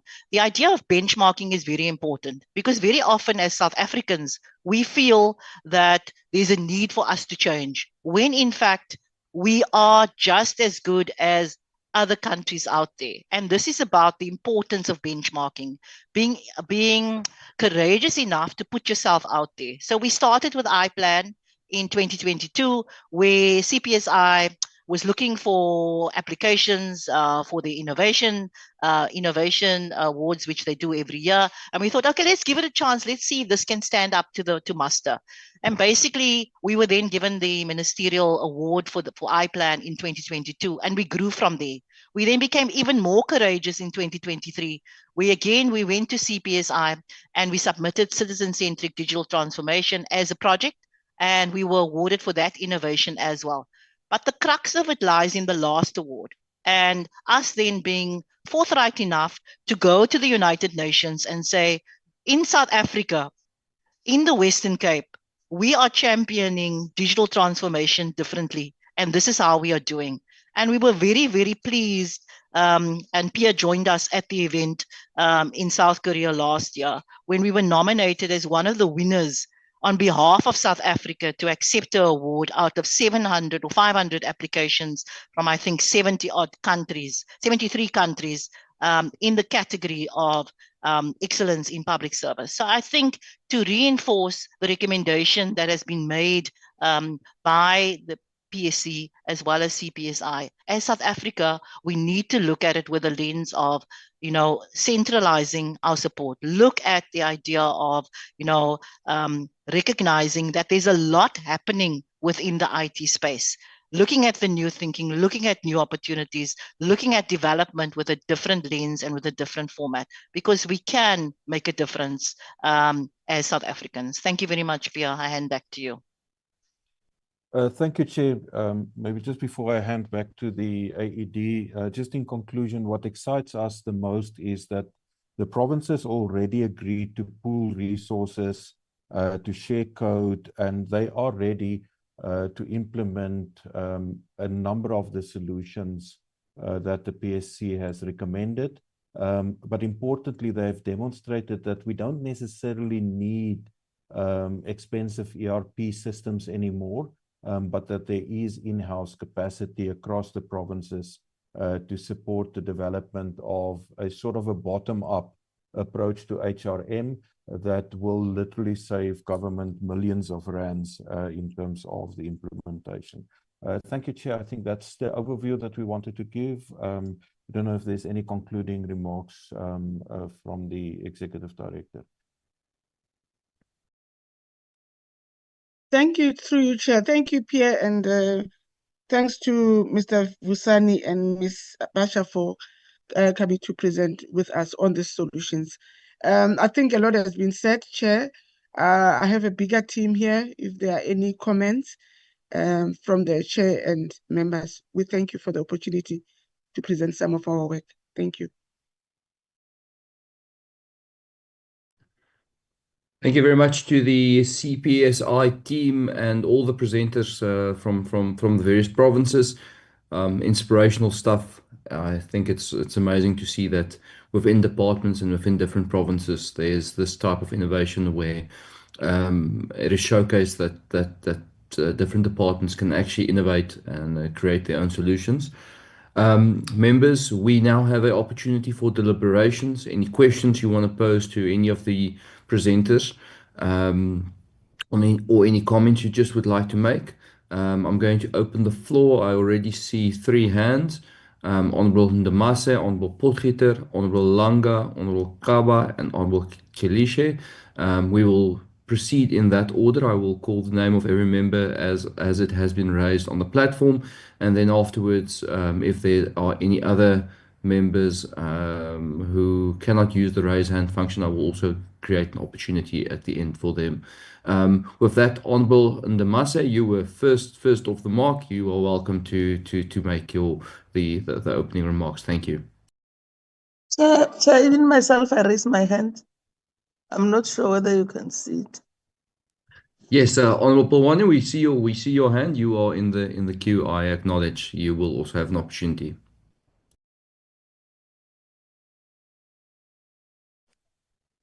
Honorable Ndamase, you are first. Please proceed. Thank you very much, Chair. Thank you very much. Greetings to you and to the meeting at large, and greeting to the two entities, that is CPSI as well as Public Service Commission, that are part of the meeting. And thank you very much for the presentations, Chair, that are very elaborative and very detailed. I have few issues to raise, both to CPSI as well as Public Service Commission. I think I have a number related to the PSC presentation, which also covers what the CPSI has articulated in the meeting. But my overarching question is in relation to my comment that would say, why only looking for now at the human resource management solutions instead of migration out of BAS and PESAL to ERP? It's another argument whether we are articulating a point that says, because that's what I got from the last speaker, that the enterprise resource planning is expensive and there can be other solutions. But my argument is in relation to the integration of the business processes and practices within an organization. Why only pick out on this one and not look at an integrated approach that will be taken care of if we go through the route of the enterprise resource planning? That's my overarching questions to both CPSI as well as PSC, so that I can hear their comment in relation to that. Then secondly, looking at the PSC presentation and looking at the sampling, my query there, and I would like to hear their comment, is in their sampling, huge departments like education as well as health that are labor intensive are not part of their sampling. Is there a reason? And can we be able to be appraised on the challenges in relation to that? I can see in the last presentations they do pick up certain aspects of recruitment in relation to those departments. But if I can elaborate in relation to specifically the Department of Health in Eastern Cape, and I would like also to get a comment in relation to that. To what extent is this manual approach in a number of activities, not necessarily recruitment only, has resulted to a challenge of medical legal claims that are a challenge for the Department of Health, particularly in the Eastern Cape? And I can even anticipate that even the Department of Health is not in a good space in Gauteng, as we read in the media. Can we get some clarity in relation to that? The other point is the role of SITA. SITA as in-state information technology agents. My question, PSC, is to what extent are the challenges that are there out in the public space in relation to SITA and the role SITA has to play in any IT-related acquisitions that are done by the organization?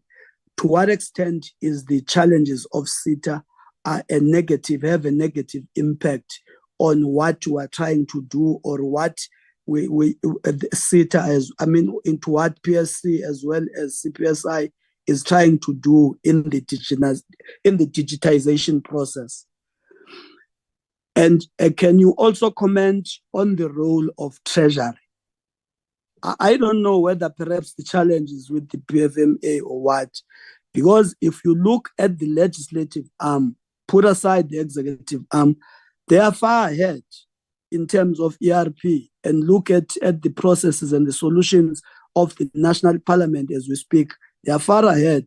And you can look at the municipalities. I don't know whether the problem is with the PFMA, but Treasury there is an articulation even in this presentation by PSC of the challenges that are a product of I don't know whether it's intransigence of Treasury, but so that there is a particular program that is uniform in relation to be able to implement and deal with the issues of ERP if there has to be ERP. Now, the last point, which is a specific question, PSC, in relation to your presentation on Gauteng, there is somewhere there where you are saying HR processes are SAP Oracle cloud-based, as you were referring to Gauteng. My question is, how far real is that kind of information? Because SAP and Oracle, those are total different solutions, which are competitors, by the way. Can we be able to explain there? And I'm not saying that they cannot be able to jointly work in certain areas, which is well and good.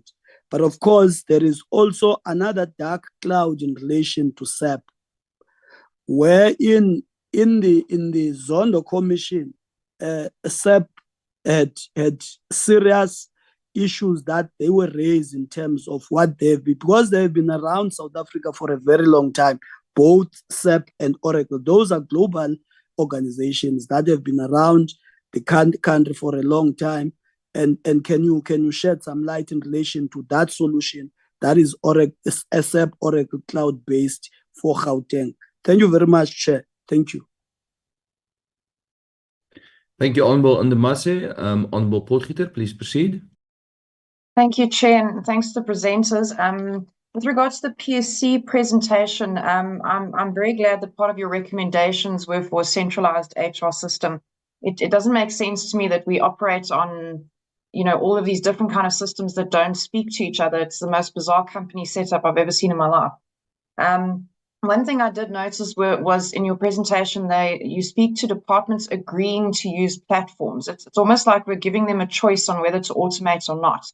I don't know if this is, within the PSC's, role, but I do think a bit more sort of stronger tone with regards to the need to centralize is maybe needed. I mean, the fact is, if we don't centralize the HR system, you're not going to achieve professionalization of the public service. It's as simple as that. But I do welcome the recommendation. With regards to the rural areas, if you can just clarify what the particular issue is. Is it a lack of resources because of funding? Or connectivity, or is it the inability to use technology, or a combination of these two? I'm just trying to understand, when resources are approved at a provincial level, it comes from a sort of centralized fund, and they all approve through the same procurement practices, etc. So it shouldn't be necessarily a resource issue. Then the CPSI, I'm wondering, when we're going to move away from this need to rewrite your CV online. It's very cumbersome, and I see a lot of government departments still use this. You're required to send your CV, but then you have to spend 2 hours writing it out again on the internet. I don't see that as being efficient, and whether or not there are innovative practices that it can move us away from having to rewrite these things. And does the system, or the systems that you're looking at, do they have the ability to flag or sort of, isolate applications that don't meet the criteria of the particular application? I ask this because it seems that, many departments, and I know when I was in Joburg, you could get up to 50,000, 60,000 applications to a single job. depending on how, many people were looking for employment, which in our country is an exceedingly large amount. So is there no way for our systems to automatically flag those applications in order to reduce the numbers that are being received by departments? Thanks, Chair. Thank you very much. Honorable Langa, please proceed. Thank you very much, Chair. And let me also join my colleagues in welcoming the presentations, very insightful presentations from the PSC and the CPSI, Eastern Cape and Western Cape. Chair, we are mere legislatures. Our strength is more, I'd say, leaning on that side. So receiving such presentations, really gives us some clear picture, on innovations and developments that are done by these entities. So it really gives us hope, Chair. And we also like to hope that what is shared really gets to assist, shape the public service for better in this fourth industrial revolution world. And Chair, having said that, I still do have questions of clarity that I'd like to pose. The first one will be, I think it was slide 3. So slide 3 on the CPSI, the first presentation, I think under state of HR, digitization.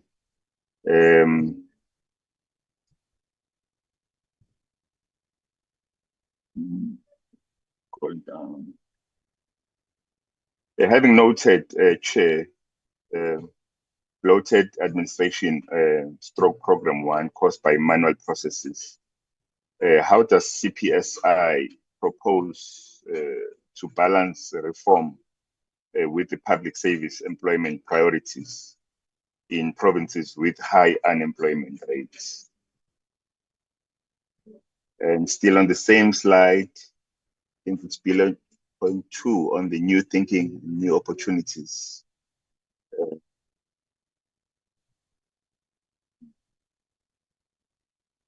Spoke on the low code and small code cloud-based solutions. So my question will be, has the CPSI undertaken a cost-benefit analysis comparing these approaches to traditional procurement models, particularly in under-resourced provinces? And then slide 5.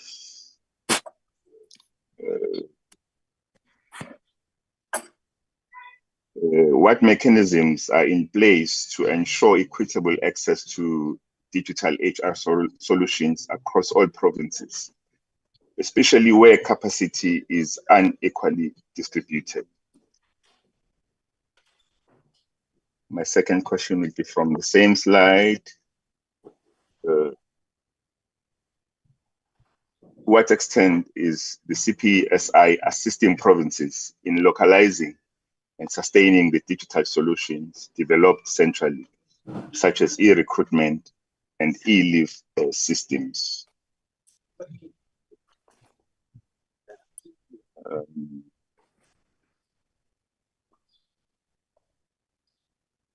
Then slide 6, the presentation, I think it's bullet point 2, where it calls for lifting the moratorium on in-house HR systems.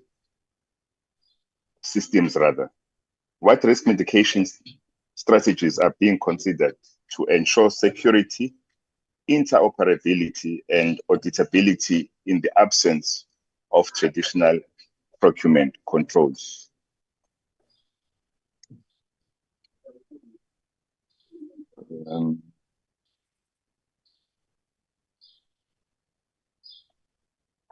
Okay.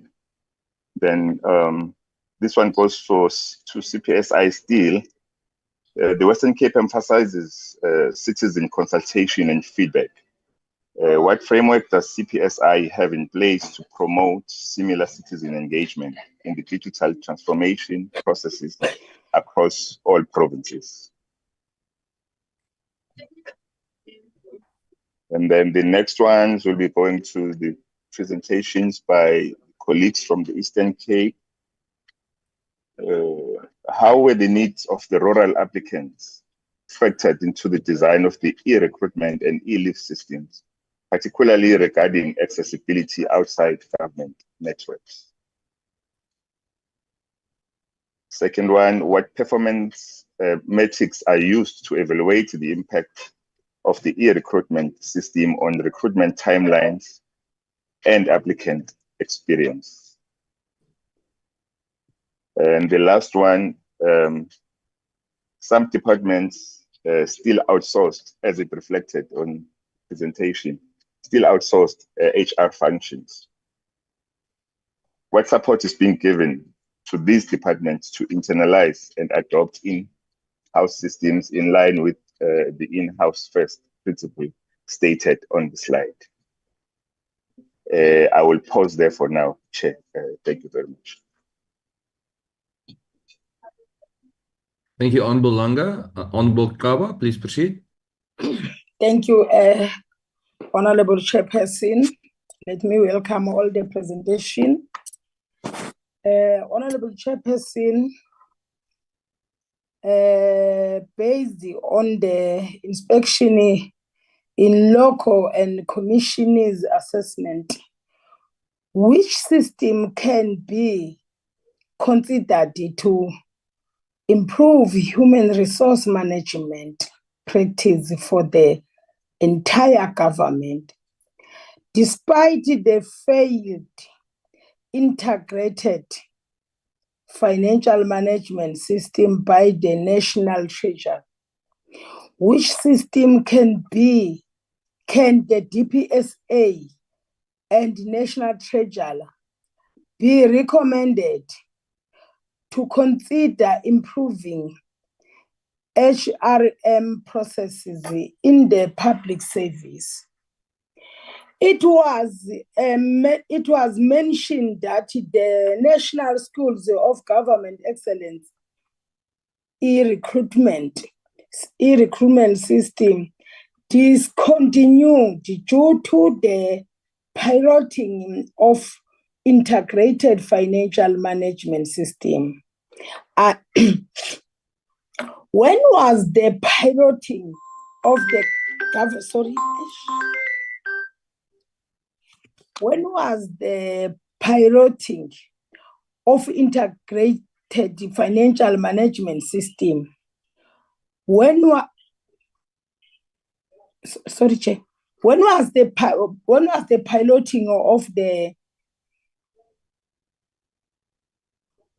IF?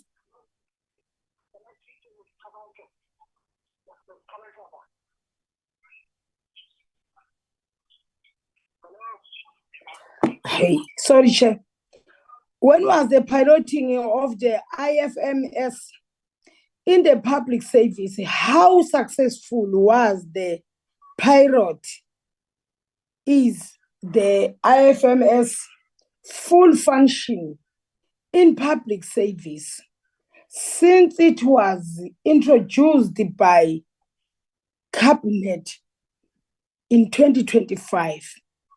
If yes, how effective is the system in the public service? Why were certain departments stopped from implementing their own in-house digitized system, while others are implementing their own systems? What is the role of the Department of Public Service and Administration under Program 4, e-Government in digitizing and developing common HRM system for the public service? What are the risks associated with respective department developing their own individual system? Are there any interface between all developed digitized system with the parcel or IFMS for purpose of government recording keeping? Thank you, Chair. Thank you, Honorable. Next up, we have Honorable Gelise. Thank you very much, Chairperson. I was afraid that I thought my colleague, Honorable Lang, would have a question for each slide. I was crossing my fingers there. Chair, I see that the report highlights digital solutions like e-recruitment and e-leave systems. I'm starting with CPSI, Chairperson, just for clarity.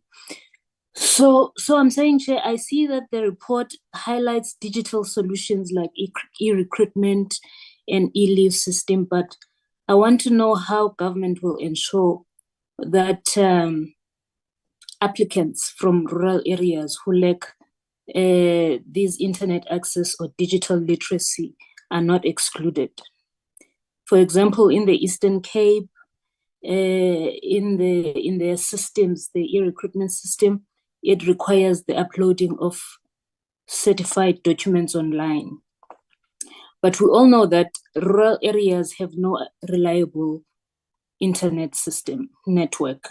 So my question is, what measures are there in place to ensure that we prevent the discrimination against our people? I raise this, Chair, because particularly the Eastern Cape e-recruitment system, it demands the online submissions, yet we know that job seekers from the rural areas may have struggles with connectivity or even the scanning of like documents. So as much as the report acknowledges the digital transformation, it does not address that particular aspect of online alternative for the marginalized communities.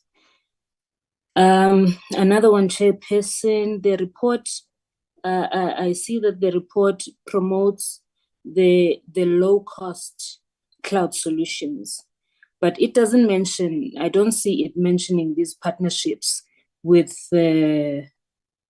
well, it does actually mention like partnership with private vendors like Box Fusion, I think. But Chair, I always wonder why is it that our government is always obsessed with the outsourcing, so much that it wants to outsource the critical HR systems instead of building in-house capacity, as done in the Eastern Cape, the Eastern Cape OTP. So I want to know how transparent are these contracts, with these private vendors that they are partnering with. We should know who's eating here, Chair, because when they do these things of outsourcing, there's always someone who's eating, and we need to know how much of the public money is being diverted to private companies. The Eastern Cape Chair developed its e-recruitment system in-house, yet other departments want to rely on external providers, and I don't understand that. I think it's about time that our government starts obsessing about building state capacity instead of like outsourcing, especially critical services like these ones. And another one, Chair, the report emphasizes cloud-based system, but I wonder what protection exists to prevent the foreign, maybe they can tell us what protection exists to prevent the foreign owned cloud providers from exploiting our public sector data, right? They have they maybe assessed all the risks in terms of, like, you know, surveillance and things like that, like unauthorized data sales. Because in my view, when the Eastern Cape was doing their presentation, their e-recruitment is hosted on a cloud, but do we know who owns that cloud? Who owns that cloud? It also concerns me that the Western Cape's cybersecurity strategy lacks this detail of the sovereignty of the protections. And maybe the last one, Chair, as far as CPSI is concerned, I see that the report also admits that the department still uses the paper-based processes despite the mandate to digitize. So how do we still have no consequences for officials who resist? And I think we ask this question like all the time. Like, why do we still have no consequences for officials who resist this digital transformation? For an example, the Auditor General flagged manual leave system, right, in the previous report. But what punitive measures exist? You know, the Eastern Cape e-leave system, Chair, was implemented to stop the manipulation of these leave records. But yet we see some departments still use the paper system. So we need to know what the penalties are for this non-compliance.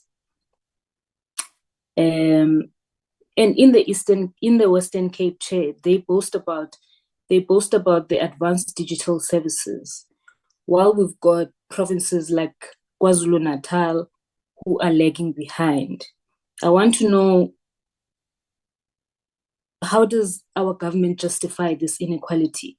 You know, because then we make it seem like the digitalization is only for wealthy provinces, leaving behind the poor provinces.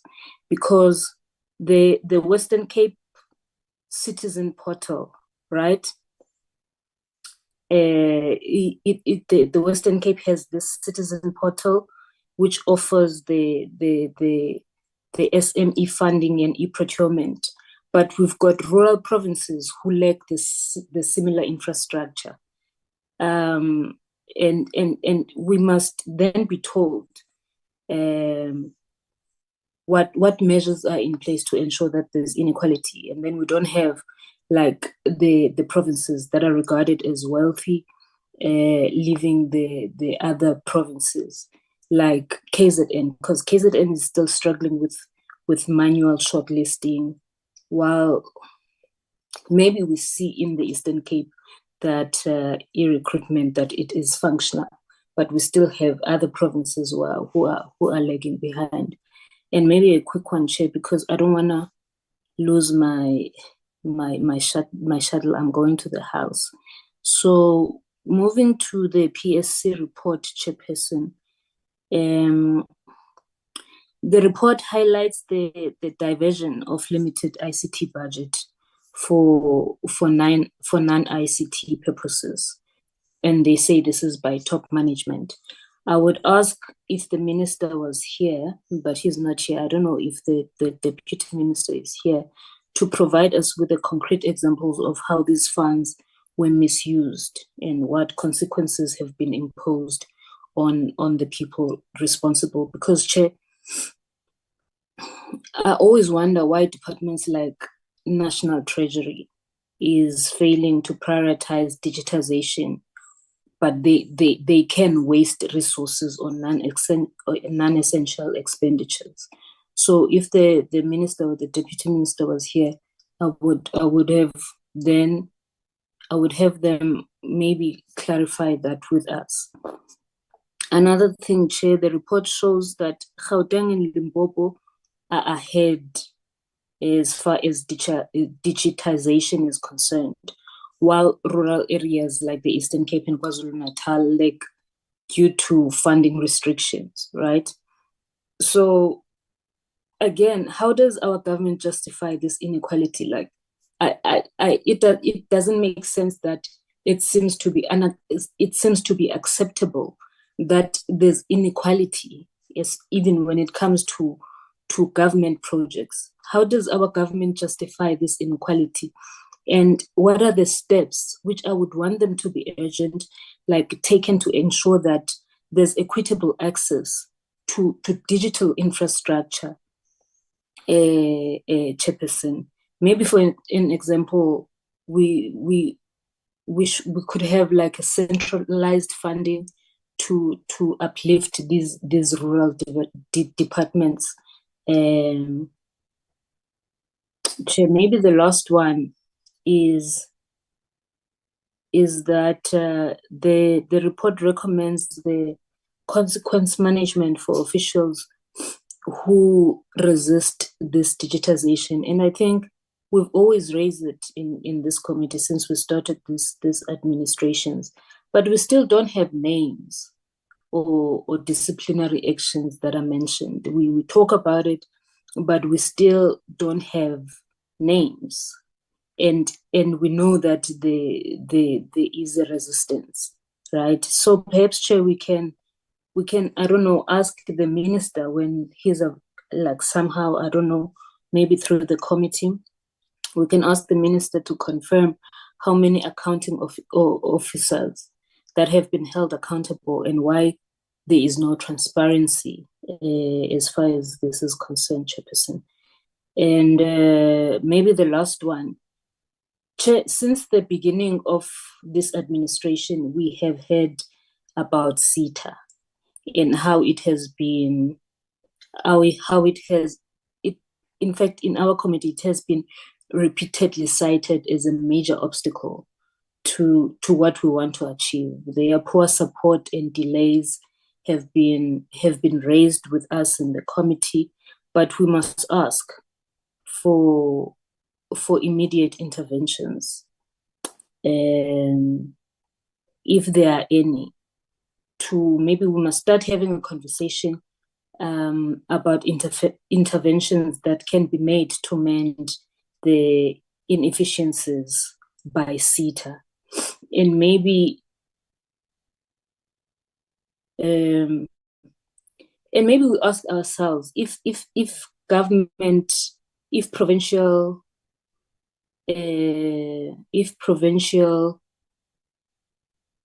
if provinces like Limpopo, right, are capable, maybe then we need to ask ourselves, like, why is government not considering alternative solutions, like maybe partnering with capable provincial teams, like maybe the developers that are working in ICT, say in Limpopo. I want to put it before this committee, and then maybe we can get a response to that. Thank you very much, Chairperson. That's all from me. Thank you very much, Honourable Member. I see Honourable Pulwane's hand is the last hand. Thank you very much, Chair. I'm not sure whether I will be audible. I'm not okay. But, you are Honourable Pulwane, please proceed. Okay, thanks very much, Chair. Honourable members and the two entities. Firstly, let me join my colleague by welcoming all the presentations. Chair, to speak last is a disadvantage. I'm already covered by my colleagues, but I've got interest on this one here, digital, because what I know, 99% of Limpopo is under the rural area. So I want to check if the people from Limpopo at the deep rural area, they are benefiting from this program.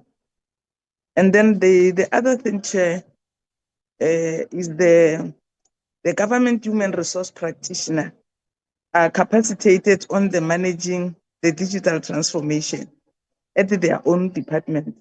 I think we cannot expect them to perform very well if we did not capacitate them. I've got only these two questions, Chair. Thanks very much.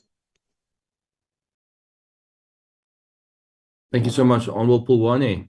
Members, I see no more hands, but is there a member who would still like to add comments before we hand over to the presenters? Thanks, Chair. I wrote on the notes that please note me.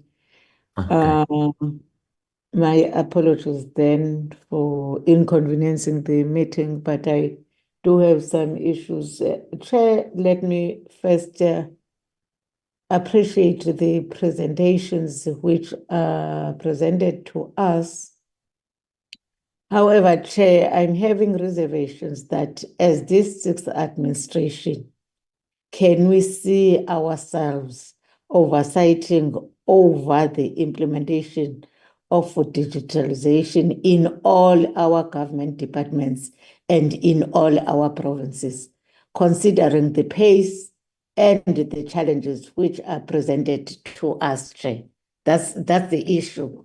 Because even if there are provinces which are having progress, there are some challenges which are there. Not all departments are complying.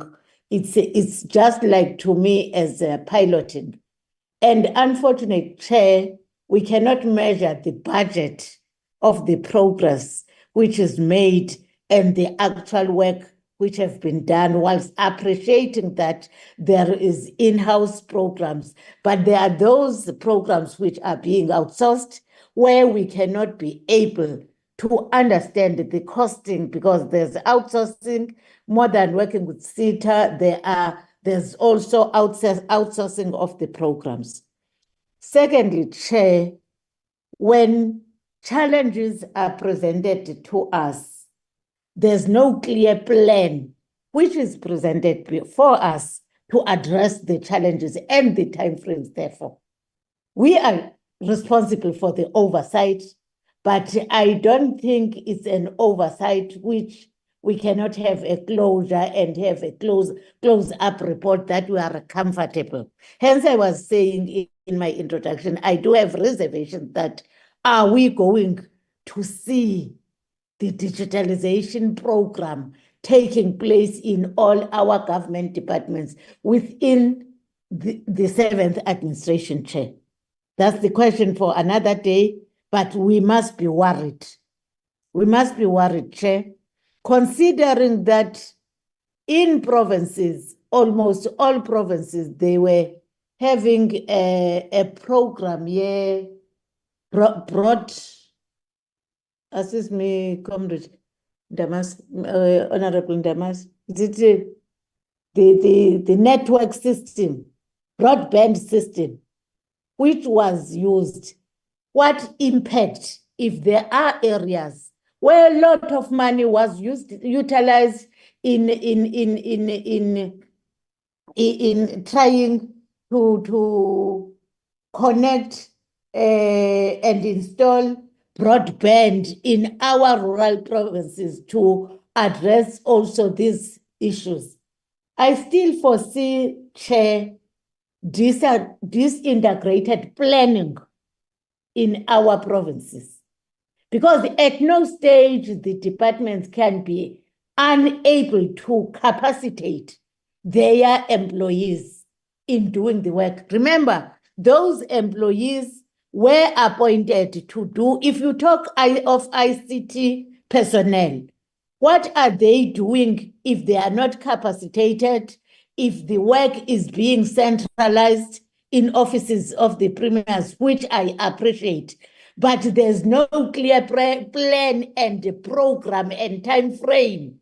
I can understand that people don't want to adjust to ICT solutions, but there are those in those various departments who are appointed in ICT departments or directorates. What are they doing if they cannot assist in their various departments?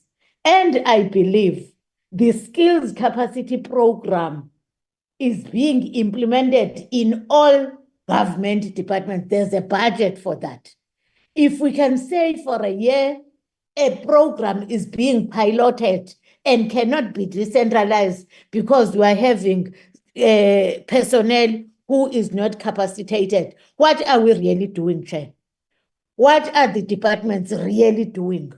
Are we capacitating those personnel for different professions, either than those who they were employed for? Because if you are an ICT manager, you must be a guru on that. You must have an interest in and be capacitated on that. And everyone on senior management must be able to participate in the program. Appreciating the work which have been done, Chair, but Chair, I would want us recommend in the committee to invite the sitter to present to us.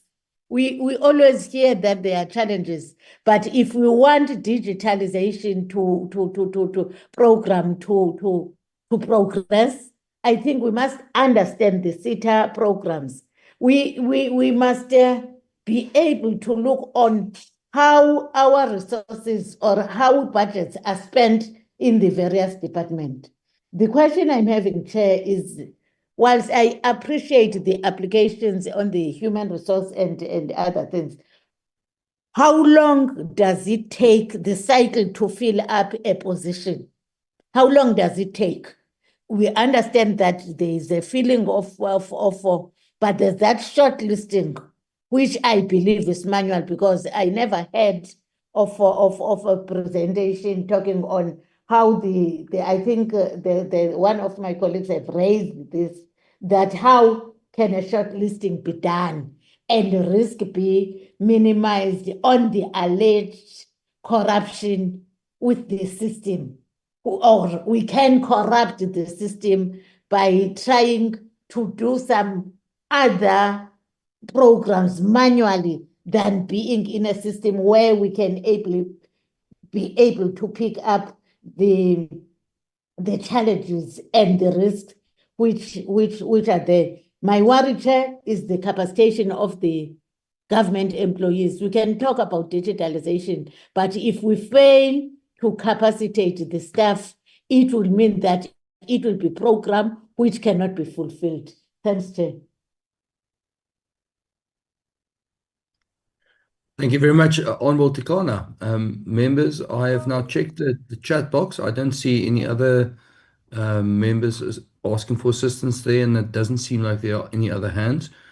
But if there's a member who still needs to make a comment, you're welcome to open your mic now. Otherwise, I will give over to the presenters from the for the two different presentations to Honorable Pulwani. I see your hand has gone up. Would you like to add something? There is technology. I want to lower my hand. I'm trying to lower it. Okay, no problem, Honorable. Thank you. Sorry. Then I think I'm going to hand over to the Public Service Commission and to the Public Service Center for Public Service Innovation to just make some closing remarks on the questions and the comments received from members. Thank you. Please proceed. Thank you very much, Honorable Chairperson and honorable members. The questions are quite incisive, I must say, and very, very diverse in the manner in which they're probing the presentations that have been made. And we do believe that some of them cannot really be answered today. Others, of course, as we move much on, we can then be able to provide responses. I must say that there are similarities in the presentations that were made to a very large degree, but this goes to show that indeed there are pockets of excellence here and there. Then there's a diverse kind of appreciation of what really digitization implies and what it means. But what I can safely say is that my colleagues will deal with the actual specific questions, and then hopefully those that may be outstanding, we can then answer them at a later stage. Thank you, Chair. I'll hand over to my colleagues. Thank you. Thank you, Commissioner. Let me attempt to answer a few questions, those that I've missed. I guess my colleagues would fall in and answer. And I'm sure also the other answers lie with CPSI and the colleagues from the Western Cape and the Eastern Cape. We will help each other because these presentations are talking to each other in terms of the information. I would start with a question that was posed around Gauteng using SAP, or whether they are using SAP or Oracle, what is going on with that. In answering that question, Honorable Member, is that SAP applications can run on top of the Oracle database. So they are used together because the Oracle is a database vendor which stores and manage data. You then have the SAP applications, which are running the functions, which is your finance, your HR, your supply chain. So they are used together. They are used together because the other one is running on top of the other, because the other one is a database vendor, and also it deals with the database, and the other one is just the application that runs on top of it. And also because Gauteng had shared digital services, which your e-government offers those shared digital services across the province, that they use the SAP applications. That's what they use. So you must understand these are two separate systems. However, they are used in collaboration because the other one is for database to make sure that the data is stored and it's managed, and the other one is the application where they are able to use access that data from the Oracle database and so on. So that is what is happening with the Oracle SAP systems of Gauteng. The other question that I wanted to talk to was why the departments were stopped to procure their own systems. The reason why DPSA had to do that, we must understand that the IFMS had the HRM module in it. So we couldn't have allow departments to procure what is already built in the IFMS project. That is the reason why you find that other departments were stopped to procure their own systems. But with time, with the delays that have been happening in with the IFMS project, then you saw other departments being allowed to then do their own procurement, and other departments, of course, they have used their in-house developers and resources to make sure that the HR practices are the HR processes are digitized. And there was a question around why only HR processes that are, why only we are looking at HR processes and not the business processes in departments. Unfortunately, the study of PSC was interested in seeing how the departments are recruiting all the life cycles of the HR field, how the departments are doing them, because we were not interested in the line function work of departments, the business processes of departments. We know that many departments have done a lot of work in the business processes. Let me take an example of NSG. We mentioned that whilst NSG that has not moved with the HR automation digitization. However, in terms of their core business, what they need to deliver in the training that we need to get into in NSG, it's it's digitized, it's automated.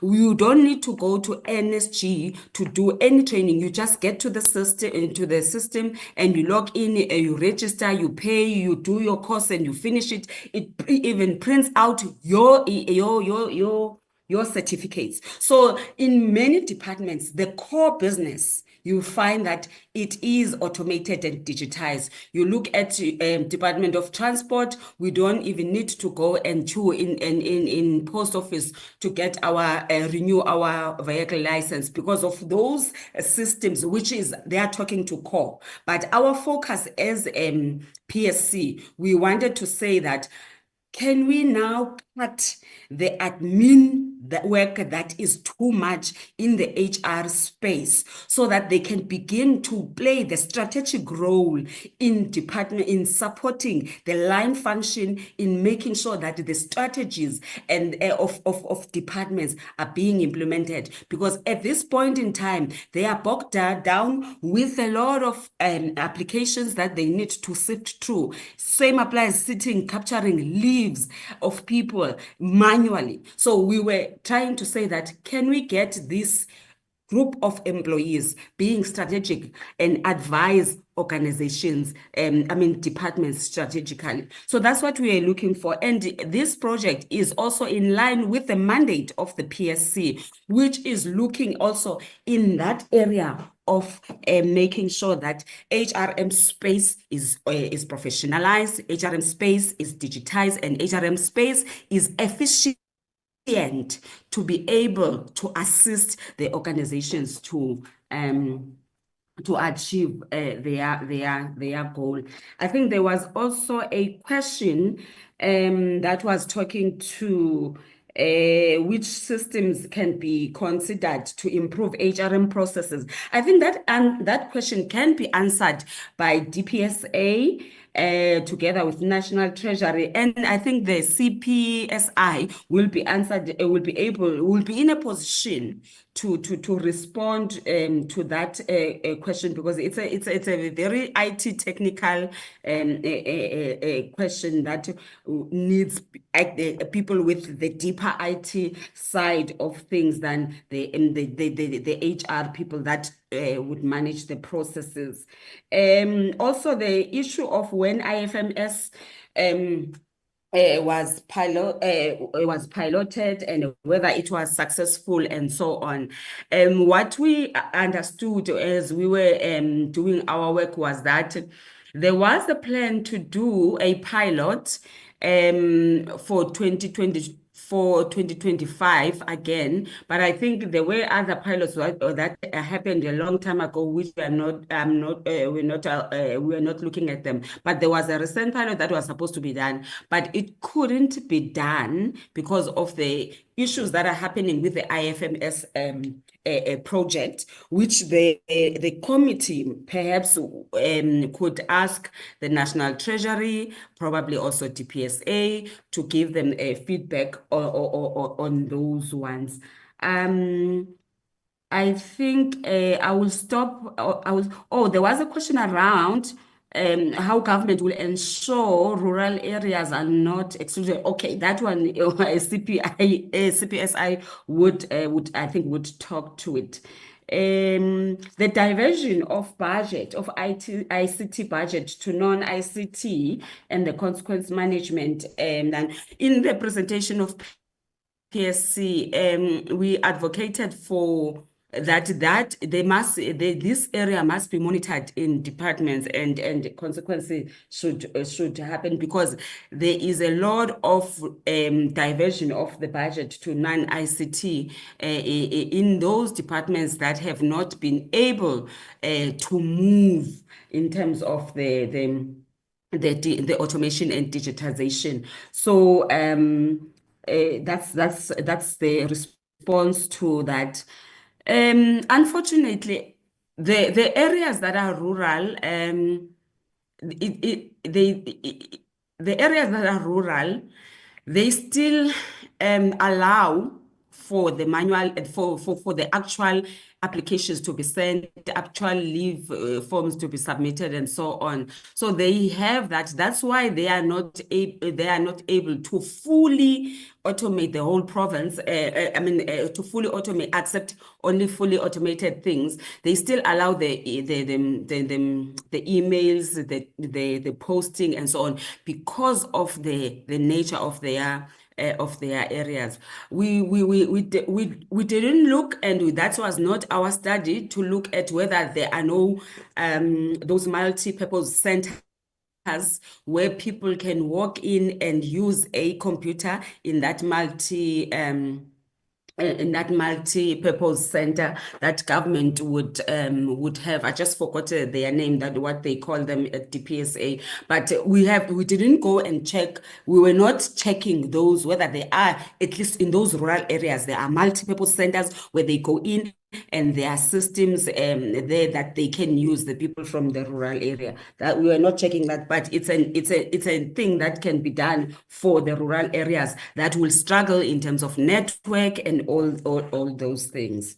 I think I will stop there, and my colleague DDG might chip in with the questions that I did not respond to, so as the commissioner would come back and cover those that probably I did not respond to. But others might be answered through the CPSI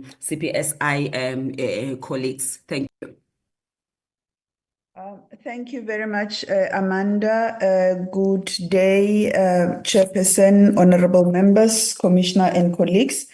Let me integrate a number of questions by saying, part of what we are experiencing as challenges, it starts firstly with, when we look at it from a bigger picture, the decentralization of financial management and human resource management practices. We know our prescripts have given full powers to executive authorities in different departments, and also how institutions are funded resembles that decision to decentralize. But there are pros and cons to centralization and decentralization. So the current recommendations, whilst we are not saying reverse all centralized functions to a central position, because there was a reason why the country decentralized certain functions at a particular stage, the time has come for us to say certain things needs to be done from a central perspective, which means you need to start limiting the decentralized functions. And by so doing, we should be able to use economies of scale to achieve what we want to achieve, including things like programming. It's not necessary for every government department to employ programmers. If we can have those appointed in centralized fashions where there is even the pooling of resources across departments and provinces, we should then be able to achieve what CPSI has referred to as the interoperability of systems, because you will not be having different departments designing and programming their systems differently from others. So these are some of the issues that needs to be looked at quite closely by National Treasury, the DPSA, CPSI, and obviously it has implications for certain amendments to our prescripts so that we take away certain autonomies in terms of our decentralized functions.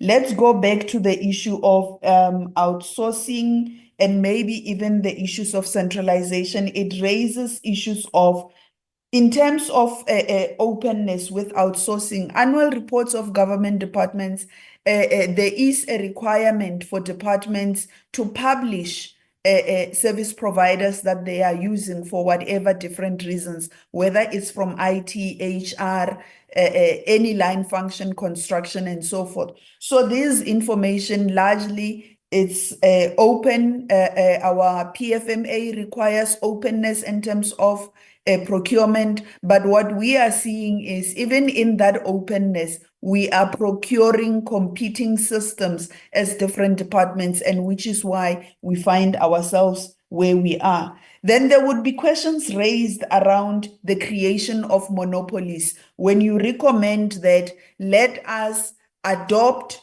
or replicate certain systems that have been proven to work in certain departments or provinces. Questions around the creation of superpowers or monopolies would be raised. But our view is when systems have been proven to work, there is absolutely no reason why they cannot be replicated, especially in instances where we have provincial and certain national departments that have created systems in-house that can be made to work, and even the training of employees in other different departments can be done easy by people who are already within the employ of the state. And where there were service providers who have imparted skills, again, we stand a chance of using those people to train others in other government departments. But the ICT field members is so wide open and huge to a point that it is never possible to find one solution that does everything across the board. But in the background, humans are able to make sure that systems coordinate and integrate with each other. And this has been shown in our report, where some departments have developed systems and they were able to get an interface with PESAL in a way that minimizes the maintenance of PESAL on HRM and then the other systems on the other. But where we are unable to do that, then you have HR officials and even line function managers having to deal with a double system which diverts attention away from their work.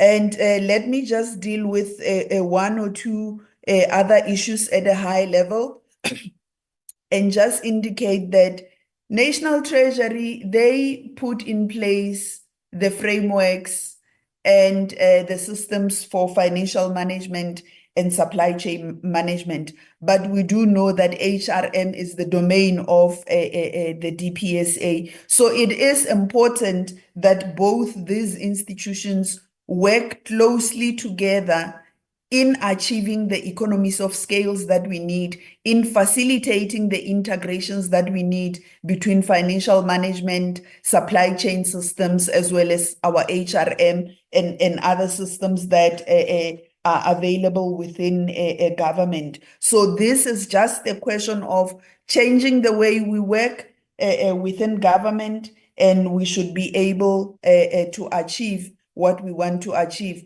I think, Honorable Member, when you're asking the question whether the 7th administration will actually succeed in seeing all departments being digitized, our perspective as the PSC is this: it is possible because others have already done things that have taken years to perfect. If we want to replicate those systems, we should be able to do so. I think it is just a question of executive decisions being taken, not to waste resources of starting to program things or to develop systems that exist elsewhere.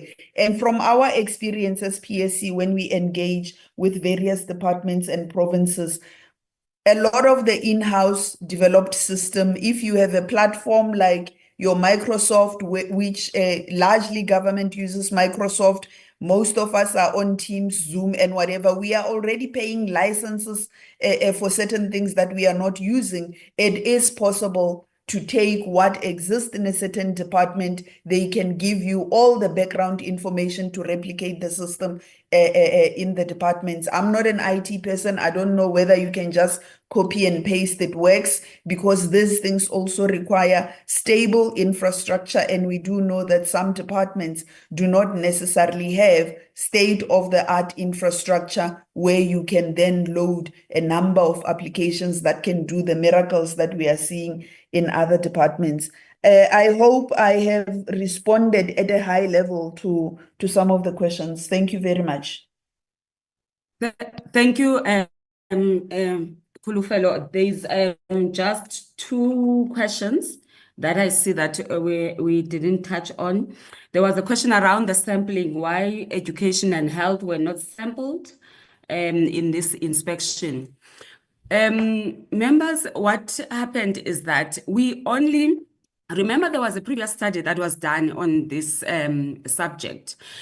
We then had to sample only those departments that indicated that they have partially or fully automated and digitized their HR processes. So that's why you would not see all departments that are there. And it was a few percentage that says that we have digitized, we have automated our HR processes. So that's how we sampled. So that's why you will see some departments, your education and health, they are not coming. However, if you look at our presentation, we did not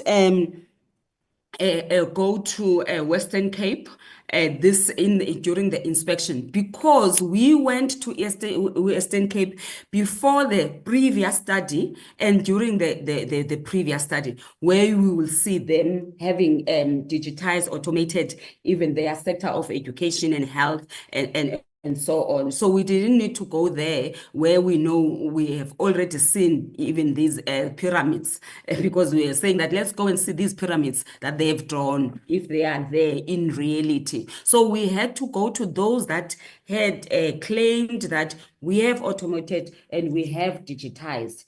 The issue of the medical claims, how the manual approaches are giving challenges to the medical claims and so on. We will not be able to respond to that. That's a supply chain related question within the departments of health. We don't know how the service providers there, they are submitting their claims, whether they do have an automated a system to submit their invoices so that they can be processed for payment. So I think that question we have noted it. Perhaps the departments that deals with your health and other departments that needs to pay such claims, and perhaps the commission would reach out to them and find out what are they, because that talks to their processes in those departments, especially the supply chain side of processes. The last question that I wanted to talk to is the issue of the SETA challenges that are in the public space and how they negatively impact on the digitization of space. Any department that relies on SETA for connections, whether it's for the business, the core business processes, or whether it's for the HRM processes, it will be impacted by anything that is happening, the inefficiencies of SETA. That's how we could respond to it. I know that PSC, they are running a study currently to look into the functioning of SETA. I think the commissioner will be able to talk to that, but it's a current study. It's not a study that has been done. It's a current investigation and so on. It's not something that has been done. But with the challenges that are there at SETA, they affect all the processes that needs that connection to SETA. Thank you, members. Thank you, Amanda. Chairperson, just to close from our side as the Public Service Commission, to mention just a few points. It would be really with the 7th Parliament's while to demand that all departments should digitize and automate within the next 3 to 4 years and hold the entire executive accountable for that, because there's no reason why that shouldn't be the case. It's absolutely important because I think we need to ensure that we move with the times that are unfolding, because time does not wait for any person. Therefore, our state of readiness must really be in line with what is happening around us throughout the world.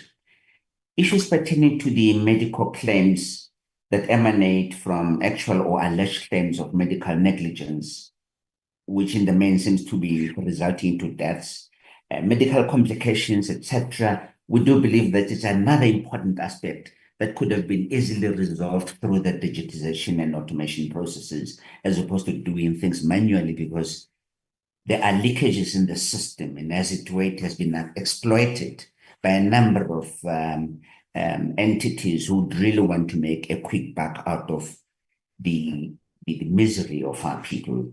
So, truth be told, the actual resourcing that relates to the digitization would really have to be enhanced and expedited so that we can then be able to deal with much more serious and critical issues that relate to service delivery.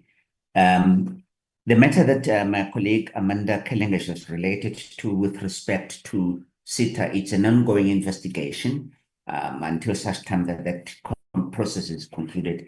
I would really reserve my comments because we're still doing the investigation and hoping to conclude it in the next 2 or so months.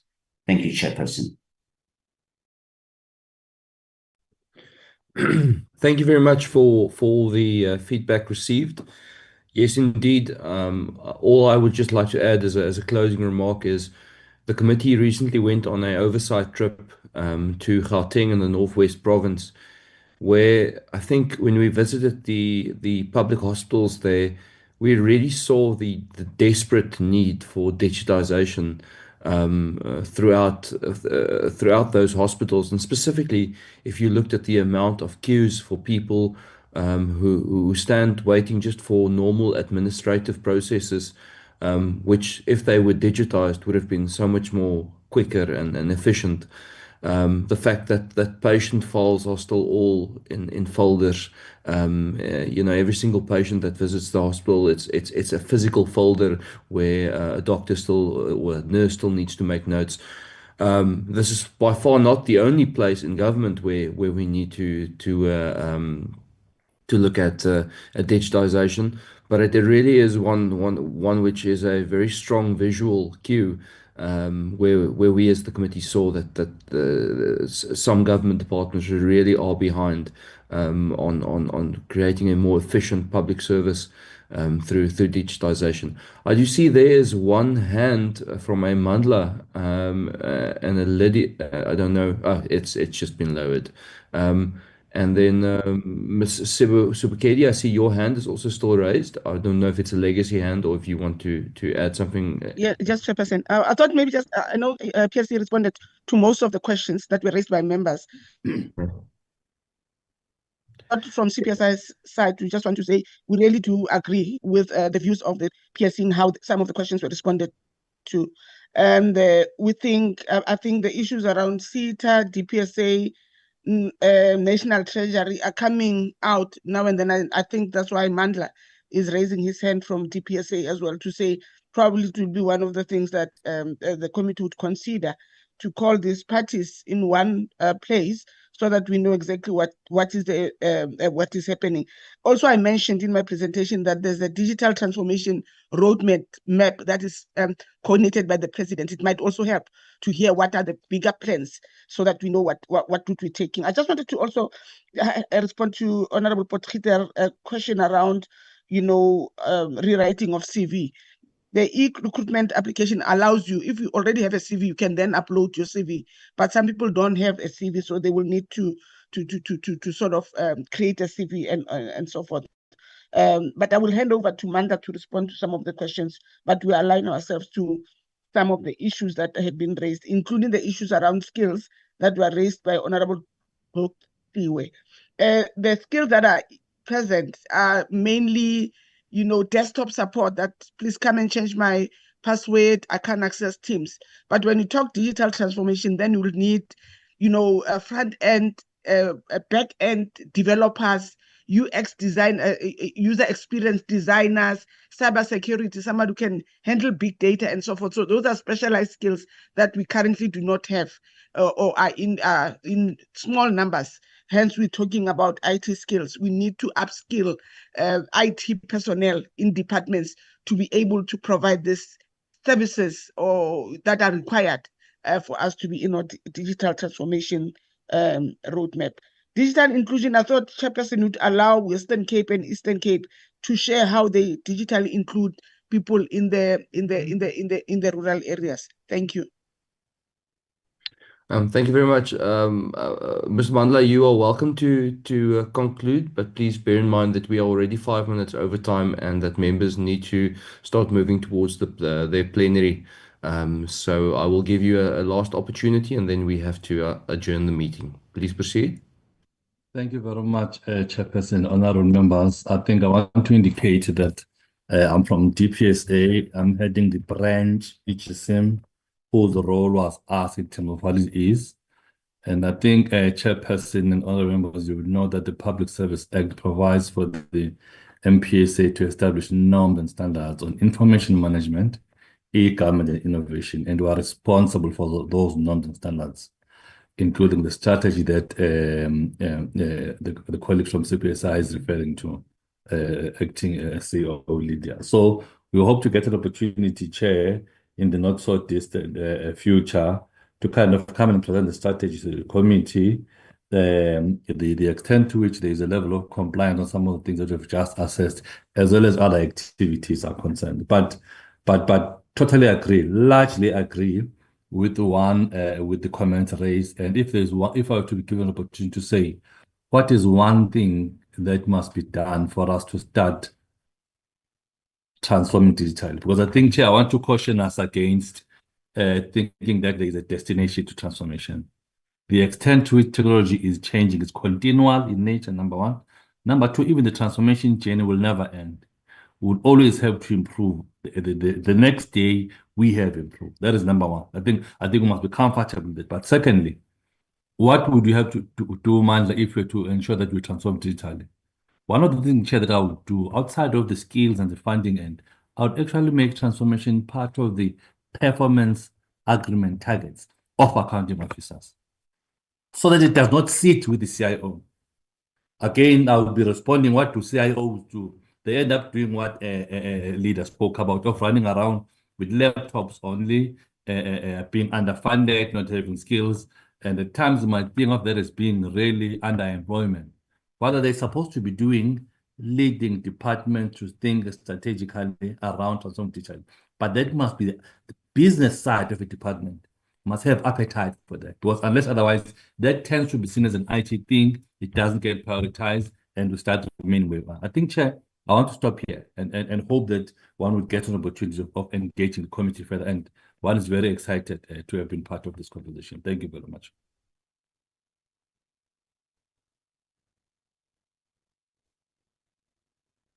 Thank you very much. That's a valuable contribution, and we really do appreciate it. Members, staff, and to all the presenters, thank you very much for attending this meeting of the Portfolio Committee of Public Service and Administration. We really do welcome all of the presentations and all the information that was given to us today, and we really would like to I would like to just say, and I think I can say this on behalf of the committee, we really do value the work that is being done in modernizing and digitizing and ultimately professionalizing the public service. And that's really why so many of the issues which have been spoken today is so important, is to create that professional, independent public service which will lead to the service delivery that our citizens deserve. With that, I would like to say thank you for everybody, and the meeting is adjourned. Thank you. Thank Thank you, you. Chair. Thank you, Chair. Thank you, Chair. Bye. Thank you, Chair. Thank you, Chair.